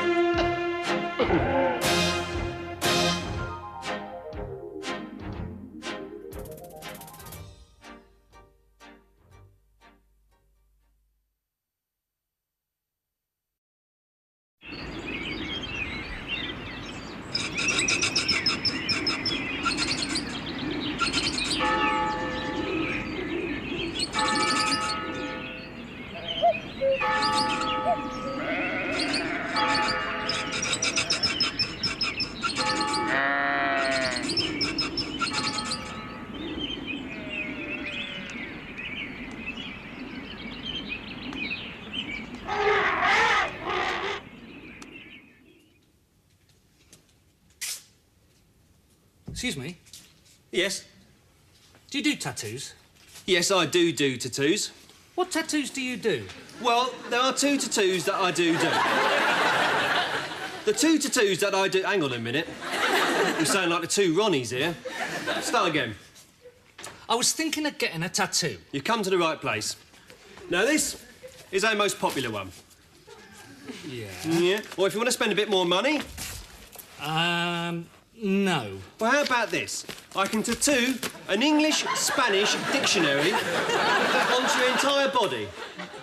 What's the point of that? Well, if you want a cup of tea in Spain, you just take your trousers down. Mind you, don't order a Battenberg or you'll get deported. All right, how about this? I can tattoo an entire suit onto your naked body. Jacket, shirt, trousers... What about the underpants? Oh, we'd have to make your own arrangements. No, I'm not keen on that. Of course, some people like the idea of a tattoo, but they think they might get sick of it. So it's best to spend a couple of weeks thinking about one that you really want and then get it tattooed on your next-door neighbour. That way you can see it whenever you like, and if you get fed up with it, just move house. No, I don't want any of those. What do you want? Well... I'm involved in amateur dramatics, and in our next production, I'm playing the part of a punk. Oh, I see. So I am the Antichrist, and I want it tattooed on my face.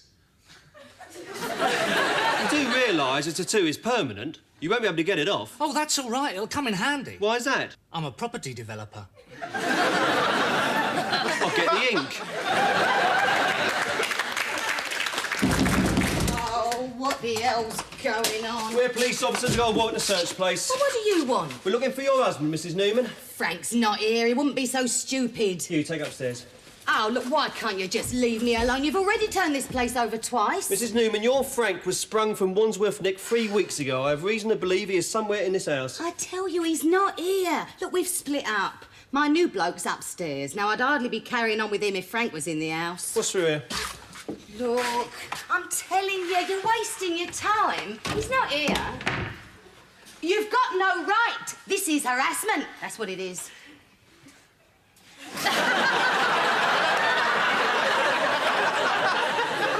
I see you have a dog, Mrs. Newman. Yes, that's Snowy. As you can see, my husband's not here, Inspector, so if you wouldn't mind... Does Snowy get up to any tricks, Mrs. Newman? Chasing cars, running after sticks, that sort of thing? Does a few tricks, but I don't think... Maybe he'll do a couple of tricks for me. Snowy? Good boy. Play dead, Snowy. Good boy. Beg for a choc drop, Snowy. Good boy. Roll over, Snowy. Aren't you a good boy? Now phone me a taxi.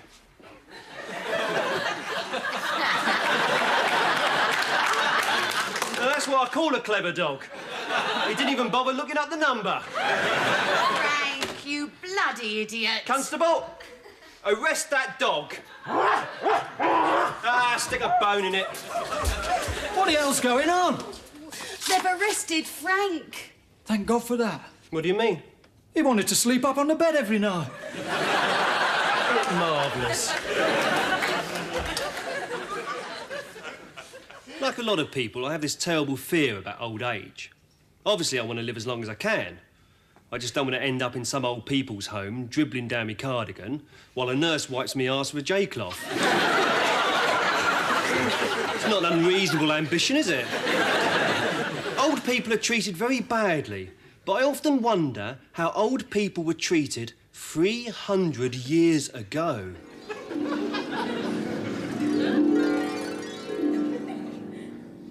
But there's no way of knowing, so I asked the question in the first place.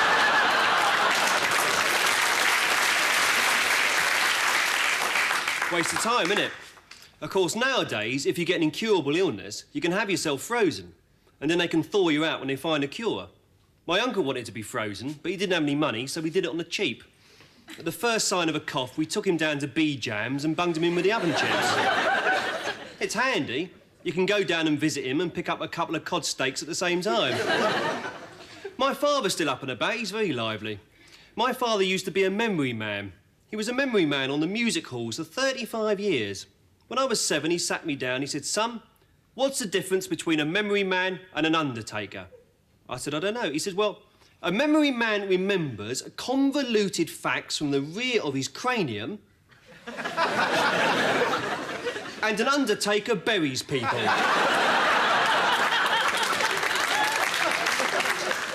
Do you know, I've never forgotten that. Of course, there was an intense rivalry between the memory men and the conjurers. They'd meet up every year, August bank holiday, Brighton. The memory men would go down on the coach, singing, drinking, chanting their way through the population of China in alphabetical order. The conjurers would be down on the seafront, causing trouble, forcing people against their will at knife point to pick a card, look at it and put it back again. One year they got completely drunk. They levitated a deck chair attendant 200 feet up in the air and left him. He died after 3 weeks. He'd have died sooner if some old woman hadn't been catapulting meat pies up him every half hour. People can be cruel. A friend of mine's just gone to visit his father in hospital. His father said, "When I go, everything I've got is coming to you." And he's got an hereditary disease. His father held up the medical notes. He said, "Take a good look at this, son, because one day all this is going to be yours." Hello, Tom. Hello, Colin. I heard you were moved up to E-wing this morning. Yeah, the governor thought I could do with a nice change, so he put me in charge of the maximum security wing. Good crossword, is it? Not bad. I'm stuck on the last clue.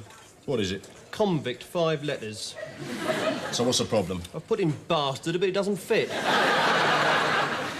You're late for tea, aren't you? I know I'm late for tea. This morning, I had the contents of a full chamber pot emptied over my head.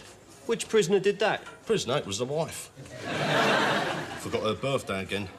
Yeah, you can't see any of it left in my ear. No. I'm borrowing your comb. No, it's fine, honestly. So how's things on E-wing? All right, you've been busy down here? Fairly. I've been keeping an eye on Rawlins. Well, what's he been up to? Well, you know he controls the supply of illegal tobacco in this prison. Yeah, they say you can't have a smoke without his say-so. I reckon he's taking liberties. What do you mean? He's opened up a kiosk. You all right, Smithy? Yeah. How does he wear his cap like that? Well, you see the way the peak comes right down over his eyes? Yeah. Well, behind that peak is a little cinema screen. And when he gets bored, he puts on a film. How do you know that, then? Well, I put on the wrong hat one morning and watched 10 minutes of Mary Poppins. So that's why he's so quiet. Oh, yeah. Mind you, he gets into trouble occasionally. He had Gone with the Wind on the other day and he had to see the governor. The governor said you're being transferred to the scrubs and his hat said, frankly, my dear, I don't give a damn. I see Pendry's back working in the kitchen block again. He must be up for parole soon. I think he's already spoilt his chances of that. He keeps asking for conjugal visits. What's wrong with that? He wants them with Elizabeth Taylor.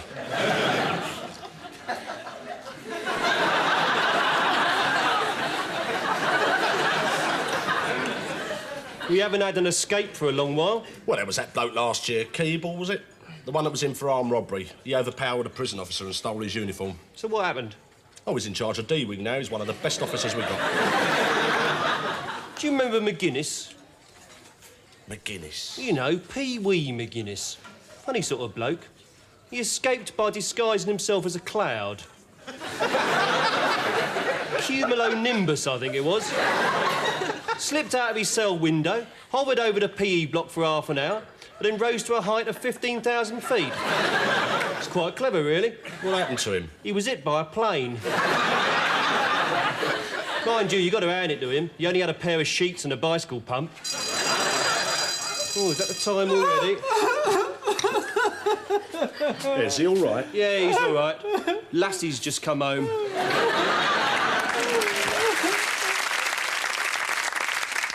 I didn't always work here. I used to be a professional footballer. Well, semi-professional. I played for this team. One year we got through to the third round of the FA Cup. We played Liverpool at Liverpool. They had 10 internationals in their team, but our lads still got a result. We lost 8-0. Morning. Morning. Here's my pools. Thought I'd put on a fiver this week. Thank you very much. Bye-bye. Goodbye. Arsenal versus Crystal Palace, score draw. I don't know why people bother doing the pools. You got very little chance of winning. You got more chance of trying to push an octopus through a Venetian blind. And you know what that's like. Mind you, if I won the pools, I'd play elaborate practical jokes and film them. I'd go round to Jeremy Beadle's house, disguised as a mad axeman, just for a laugh, and then kill him. And then I'd get all the bits and hide them all around the country, and I'd send Annika Rice up in a helicopter to look for them. And the programme would be called Beadle's About.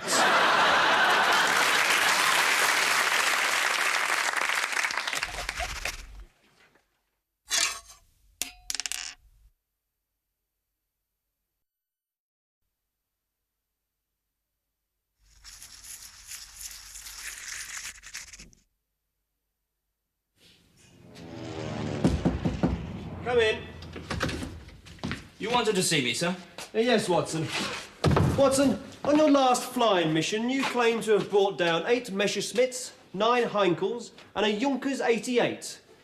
That's a very impressive tally. Must have been my lucky day, sir. And you claim to have brought down all these planes in this area here, just south of Maidstone. Yes, sir. Would you be surprised to learn, Watson, that we have searched the entire area and we can find no traces of your supposed Messerschmitts, Heinkels or Junkers 88? I can't understand it, sir. However, we did find the wreckage of 18 of our own Spitfires. Do you have an explanation for this? Sir, you have no idea what it's like up there. You're lost in the clouds, your instruments are gone, navigator's been wounded. It's hell, sir. And then suddenly a gap opens up in the clouds and planes are coming at you out of the sun. You're blinded, sir. You can't see, but you have to make an instant snap decision. You don't know if it's the enemy, but you can't take a chance. You can't wait till you're sure. These Spitfires are on the ground. They were stationed at RAF Coombe Regis. They were being washed when you appeared out of nowhere and bombed the entire squadron. I can't stand RAF Coombe Regis, sir. They're a bunch of snobs. Yes, I know they're a bunch of snobs, but there's a war on. Up till now, the name of 4 Bombs Watson has been an inspiration to the rest of the men. So why this? The fact is, sir, I've lost my nerve. Let me tell you something about nerve, Watson. Many years ago, there was a king of Sweden. He was about to lead his troops into a battle when his horse fell lame. the Bishop of Stockholm who bravely volunteered to be the King's horse. That took nerve. And so the King saddled up the Bishop and rode towards the enemy, lance in one hand, sabre in the other. And what happened, sir? He was run over by a tank. But the point is, Watson, you've got to pull yourself together and get back to the business of winning this war. The truth of the matter is, sir, I've lost my lucky scarf. What happened to it? I lent it to Cooper, sir. He was shot down over Berlin last night. I'm afraid he didn't make it. Doesn't sound like much of a lucky scarf to me. Oh, I don't know, sir. I'm still here. I can't let this go. You understand that, don't you?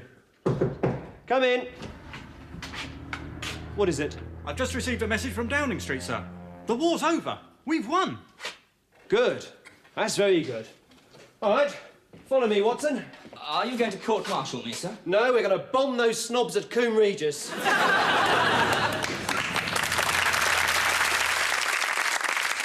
I live opposite Brixton Prison, and someone, I don't know who, has dug a tunnel from E-wing to the back of my fridge. I can't sleep at nights. Dozens of prisoners jumping out my fridge all hours of the night. Half of them want minicabs. I got one of those keep fit videos at home. Shape up and dance with Pope John Paul. This one's called The Assassination Attempt. It's a good bit of mime, isn't it? I spent 5 years studying with Marcel Marceau. Unfortunately, at the time, he was teaching metalwork. This one's called Where Are My Welding Gloves? Bloke next door to me is a keep fit fanatic. When he was a teenager, he bought a young buffalo. And every day, he used to practice lifting it up. By the time this buffalo was fully grown, he was lifting 1.5 tons. But he wasn't happy with that. He started practicing so he could lift the buffalo with one hand. Then he started juggling with it. One night, he took it down the pub, tied a bit of elastic to it, used it as a yo-yo. Surprised the regulars. 2.5 ton of buffalo flying backwards and forwards across the saloon bar. Its horns making track marks across the ceiling. Hooves ripping the cloth off the pool table. After a couple of hours, the elastic broke. The buffalo shot out through the pub doors at 50 miles an hour, landed on a skateboard, went careering down the high street, smashed through a chemist's window and knocked over a display of Parma violets. And a bloke in the chemist shop said, "That's unusual." For a Wednesday. I get a lot of visitors from outer space. I had a blob come round the other week. Stood on me doorstep, it said, "I come from a planet millions of years ahead of yours. I could show you 1,000 things in a blink of an eye you'd never believe. Blimey, you got prisoners jumping out of your fridge."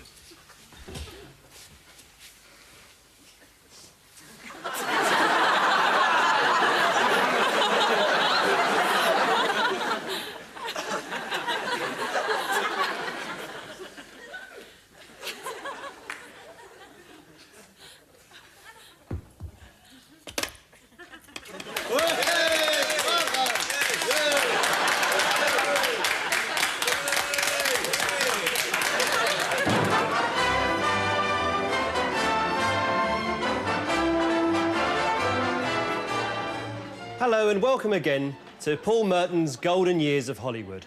Tonight we take a look at the unsung heroes of Hollywood, the stuntmen. Perhaps the greatest stuntman of them all was Dan O'Guts. He went to Hollywood in 1931 and quickly established himself as the man who would do anything. Dan was famous for his stunts with horses. Here is a piece of rare footage that shows the highly developed understanding between man and beast.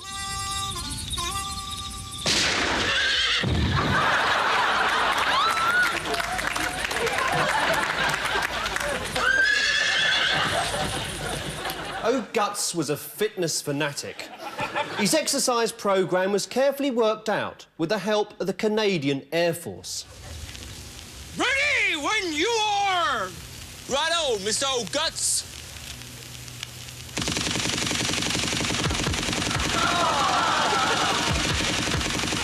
More! Kill them bullets! Dan was a tough man. He'd come from a tough neighbourhood. Not surprising he'd become a stuntman when even a trip to the laundrette was fraught with danger.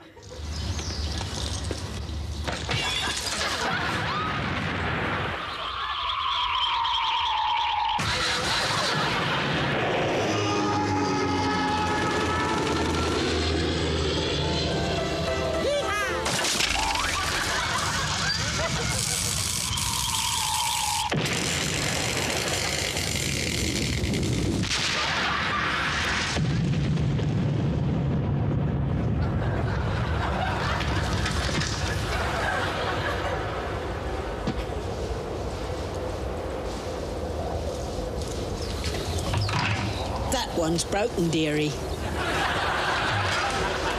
But sadly, the career of Dan O'Guts was brought to an untimely end after a stunt with a giant steam press went disastrously wrong. Here is a screen test he made for MGM in 1953. And so, until the next time the usherette's torch lights our pathway to the stars, it's goodbye.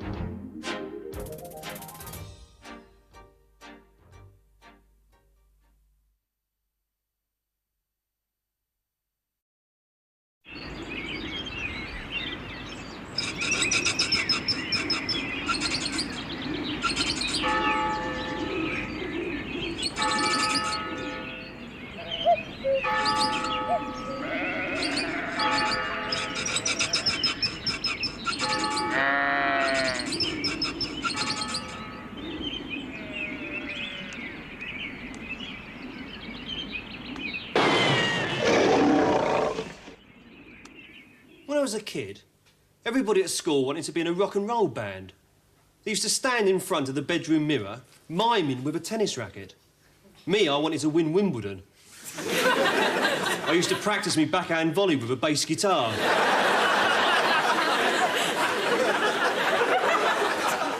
I was on Mastermind last week. My specialist subject was pig ignorance. From 1972 to the present day. I didn't get one question right from beginning to end. I'm in the final next week. It's a funny name, isn't it? Magnus Magnusson. Apparently, it's Icelandic for Robert Robinson.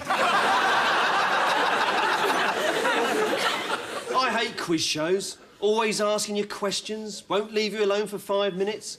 I wouldn't mind my own quiz show, though. I'd call it Who's Corpse? I'd dig up famous people who'd been dead for several years, and contestants would have to try and guess who they were. Is it Ivor Novello? I've got to move house. In my wardrobe, there's a time tunnel leading back to the 16th century. I've been putting shirts in there, and they've been turning up in 1529. I only found out by accident. I went to the National Portrait Gallery, and there's a picture of Henry VIII, and he's wearing a pair of my socks. I wouldn't mind if they look better on him than they do on me. There's another one of Anne Boleyn wearing my anorak. I only got it back last week. I found it at the bottom of the wardrobe. It's completely ruined. There's an axe mark right through the back of the hood. Another problem about where I live is I've got no facilities. Well, I admit there is an outside toilet, but that's in Aberdeen. I got it on a timeshare with a bloke from Grimsby. Can't wait for the last 2 weeks in July. There's no need to worry, Mr. Hammond. I'm going to give you some gas, so you won't feel a thing. We'll soon have that molar out. Excuse me. Hello? Oh, hello, darling. Oh, of course I don't know where your biro is. Yes, I know it was a souvenir from Canada. Well, all right. On Saturday, I'll go to Canada and buy you another. Does that make you happy? Well, I don't know what else I'm expected to do. I can't be responsible for all your pens and pencils. Why do you always have to depend on me? You know how busy I am at the moment. Well, what's the point of having a pen pal in Croydon? They only live 2 streets away.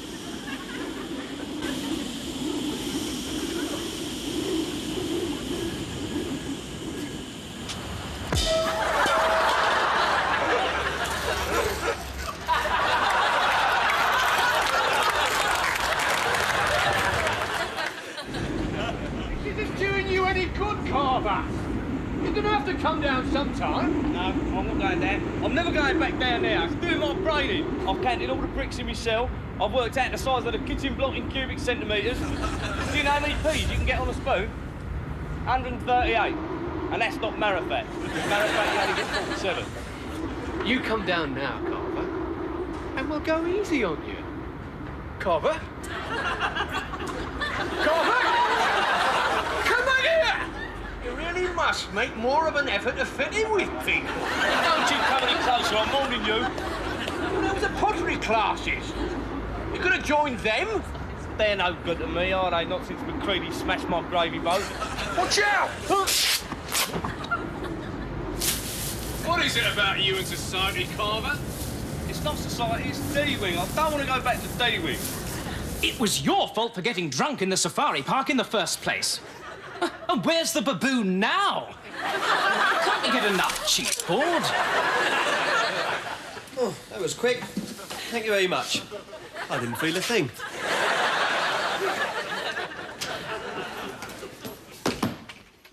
Oh, no. Yes, sir, what can I do for you? If you've got a sort of water in to get us along, beat him up or something again, beat it up. Do you want large or small? Well, I'm sort of sitting again, a lot of water's in, with the collar set, with the cop. Do you want mains operated or battery operated? Oh, sorry, you can't like the battery down. You've got to sit down, for the spread out, what you know, rip and move up. And is that with or without a stepladder? Well, I've got a sort of water's in, and you get the choice of that. Well, I can give you a choice. There's duck, peacock or turkey. Who like a doctor off taking a salon in? He get the choice of that, the bingo. Yes, the violin is detachable. Do you want it wrapped? What, come on, son, about the music's on the ring. You had a choice of that. You get the button of it, and you get the choice of that at all. Read the toll in, but the colour said all for the eye. Fair enough. Here we are. That'll be 15 quid. You had a bloody hell of time to bloody anybody move down. You've got to get us in the door to off in. You let the water for the chin and you get the trolley money. Thank you very much. What's all? And here's your plug. Oh, right. Right, get him in. You let the torch get out. Both for in. Pull up. Hey. You let the bloody head. Can I suck the bloody head? You got I can't understand it. Yesterday I couldn't give them away. Today everybody wants one. Isn't it marvellous? Is he going to be all right? It's too early to say. Was your husband conscious when you found him, Mrs. Young? No, he was just lying there at the bottom of the stairs. Tom, I think you'd better take him to St George's. It looks like a serious head injury. I'll remember that Longley Road is closed, so go round the one-way system and take him to Park. So bear left and you should find yourself in Blackshaw Road. Oh, he's looking a little better. I'll get him another blanket.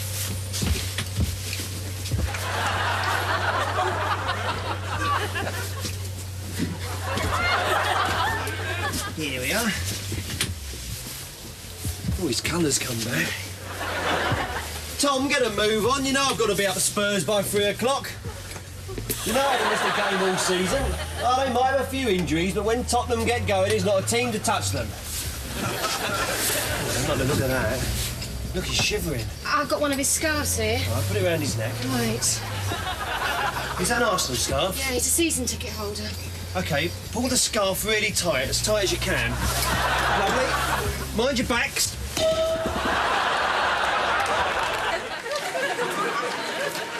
There's nothing to read in here. Duchess of York, Fergie, Sarah Ferguson. They all look the same to me. And this one here, she's described as a cover girl. That's going a bit far. She's not a cover girl. She's never a cover girl. Not unless the magazine in question is Farming Today. It's not on. Do you remember when she was criticised for spending too much time skiing? And so with supreme tact, she arranged to be interviewed at her favourite ski resort.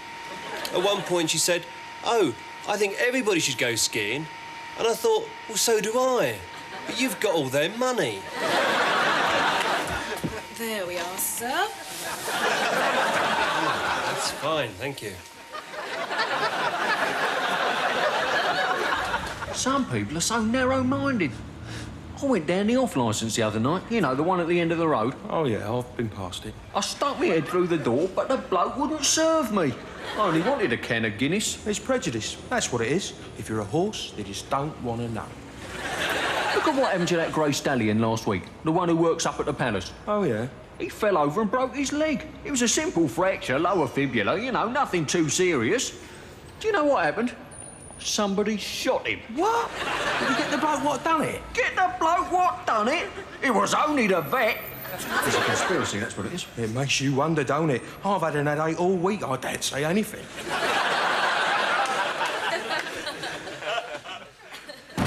Will you stop doing that? I can't help it.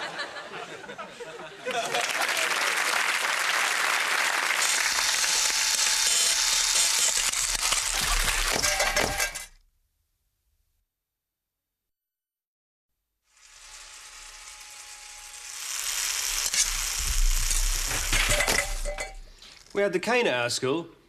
The headmaster was a bit short-sighted, so some of the boys used to put a book down the back of their trousers. I went one step further. I used to put a small public library down the back of mine.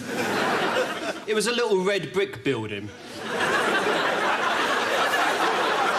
Old people used to come in to read the papers. Well, it was warm, you know. But I was strict with them. They weren't allowed to smoke. And at 5:30, they had to get out.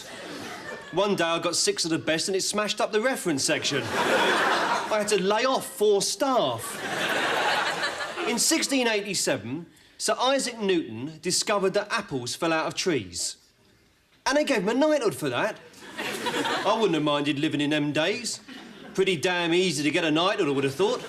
Just go up to Charles II and say, "Beer makes you drunk." Could I have a knighthood, please? Oh, and my mate Gary's discovered that sheep can't roller skate. Can he have one as well?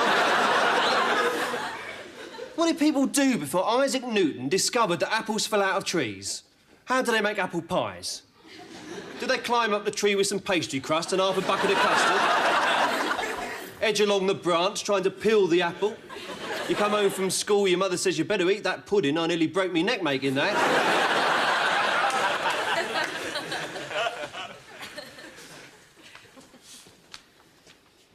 I've been an hour waiting for my x-rays. Have you? I think they're still looking at mine. It's a shambles. What's wrong with you, then? I think I've got a stomach ulcer. Oh, yeah. You know the best cure for that, don't you? No. Radiation therapy. They haven't mentioned that. No, they wouldn't. It's too expensive. That's why they'll try and fob you off with a load of pills. They have started me on these. You ought to get yourself up to Sellafield. There's more than enough radiation there. Just stick your stomach against the main gate, you'll soon be all right. I think I'll stick with the tablets for the time being. Please yourself. You'll be dead in a week. So, you're waiting for X-rays then, are you? Yes, I'm quite an unusual case. They've had to X-ray my hair. It's got completely out of control. It's got a life of its own.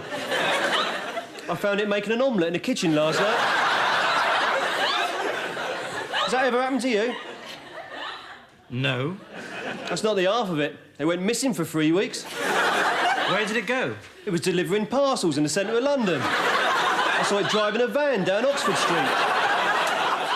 Makes you feel stupid when your own hair gets a part-time job. And the doctors, they don't know anything. They're useless. I don't know. Dr. Gillespie seems to be very good. I broke my leg last year. I come in here, some junior doctor wanted to make a plaster cast. I says, don't be stupid, you'd want a statue of my leg. Mind you, some of the stuff they put in the art galleries these days. I went into an art gallery the other day. The place was full of office equipment. Papers, pens, typewriters, desks, diaries. I don't call that art. What sort of exhibition is that? Well, perhaps it's some kind of statement about communication in the late 20th century. Which gallery was it? W.H. Smith's in the High Street. They must think we're mugs. We've just had the results of your X-rays, and it's quite obvious there's nothing wrong with you. This is the 9th time you've been to this hospital with some ridiculous non-existent illness. Quite frankly, Mr. Bassett, you've been wasting our time. No, I'm Mr. Bassett. No, Mr. Bassett. Well, don't let me see you in this hospital again. Yes, Doctor. Now, Mr. Thompson, about your hair. We think we know why it's been driving a delivery van. Oh, good. I was worried, because it's me who's got to pay the parking tickets, you see. Look at this. It says here, more people die in hospitals than in snack bars. Makes you think, doesn't it? I know where I'm going when I get a heart attack. Spud you like. No point in taking chances. I was walking down the street the other day. Suddenly this bloke pulls a knife on me. Now, in a situation like this, you should surprise your attacker. So I started to beat myself up. One punch to the stomach took me totally by surprise. I don't know my own strength. And you still get these adverts in the paper. Charles Atlas says you too can have a body like mine. They buried him in 1968. Who wants a body like that? That'll get the women interested, wouldn't it? All decomposed, bits falling off. Go down a disco, do that, and your arms float off. And you get a questionnaire to answer. Are you a 7-stone weakling? Do toddlers kick sand in your face? When you meet a woman, do your underpants fill up? If the answer is yes to all these questions, ask a friend to help you tear off the coupon at the bottom of this page. And you get these historical dramas set around the turn of the century. And one character says to another, I heard a young man make a remarkable speech in the House of Commons. I wouldn't be surprised if he became Prime Minister one day. And his name is Winston Churchill. And you're meant to think, what an incredible prediction. I think it'd be more amazing if he said, I've just met a young chap called Churchill. Mark my words, one day he'll be a fat, bald alcoholic. But I think the unluckiest man who ever lived was my uncle. Just before the end of the Second World War, he decided to book a fortnight's holiday in Hiroshima. He checked into his hotel room 2 hours before the bomb, new suit. He went over the road for a paper and got run down by a bus. You see, Sheridan, you've given us something of a problem. How many times do we have to go through this, Maynard? You were one of our top agents. Then one day you disappear behind the Iron Curtain. 3 months later, you turn up with some story about being kidnapped by the KGB. Now, what Control wants to know is, whose side are you on? Look. Tell me again what happened in Munich. I met my contact in the hotel lobby. He gave me the microfilm, I gave him 30,000 Deutschmarks. And what happened then? I took the microfilm and left it in my hotel room. I then booked a flight for Prague.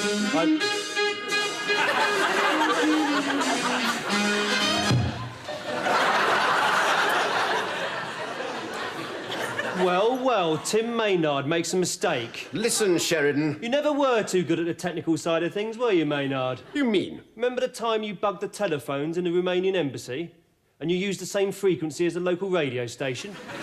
Well, what about it? Every time the ambassador picked up the phone, he heard somebody say, "Hello, Brian, I'm a first-time caller." Yes, but... One week he had to read out the football results. All right, that's enough. We've opened up a yellow file on you, Sheridan. A yellow file? Yes.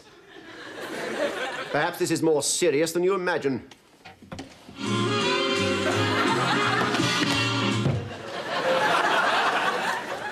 Let's talk about your bank account, shall we? I've got nothing to hide. Before you disappeared, we discovered that somebody was making regular monthly payments of £1,200 directly into your account. We also discovered that you were withdrawing this money in small amounts every few days. Who was paying you, Sheridan? You were. That was my salary. £1,200 a month? Yes. That's more than I get. I was on special duties. What special duties?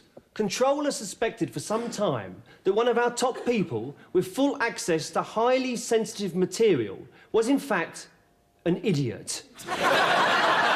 Idiot? That's impossible. Is it? I wasn't captured by the KGB. I've been working undercover for the past 3 months, and I've been following you. Well, surely you don't suspect me of being the idiot? Let's look at this last week. On Monday, on your way to work, you got on the wrong bus and had to go back home again. On Tuesday, you lost the keys to your office. On Wednesday, you found the keys to your office, but you couldn't find your office. And on Thursday, you stuffed a teddy bear full of jam and squashed it inside a library book. We're still not quite sure why you did that. This is all very well, but you can't prove anything. Can't I? This interrogation is supposed to be tape recorded, but you made a complete mess of it, haven't you, Maynard? That was just a bluff, Sheridan. A bluff to get you talking. At this very moment, downstairs in the basement, 2 of my men are recording every word we say. Does that sound like the actions of an idiot to you?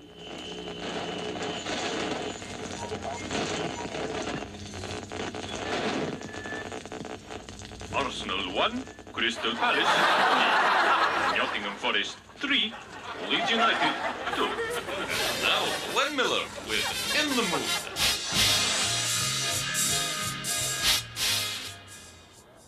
During the Blitz and the Second World War, my dad used to say, "Don't worry about the bombs. The only bombs you've got to worry about are the ones that have got your names written on them." That scared the next-door neighbours, Mr. and Mrs. Doodlebug.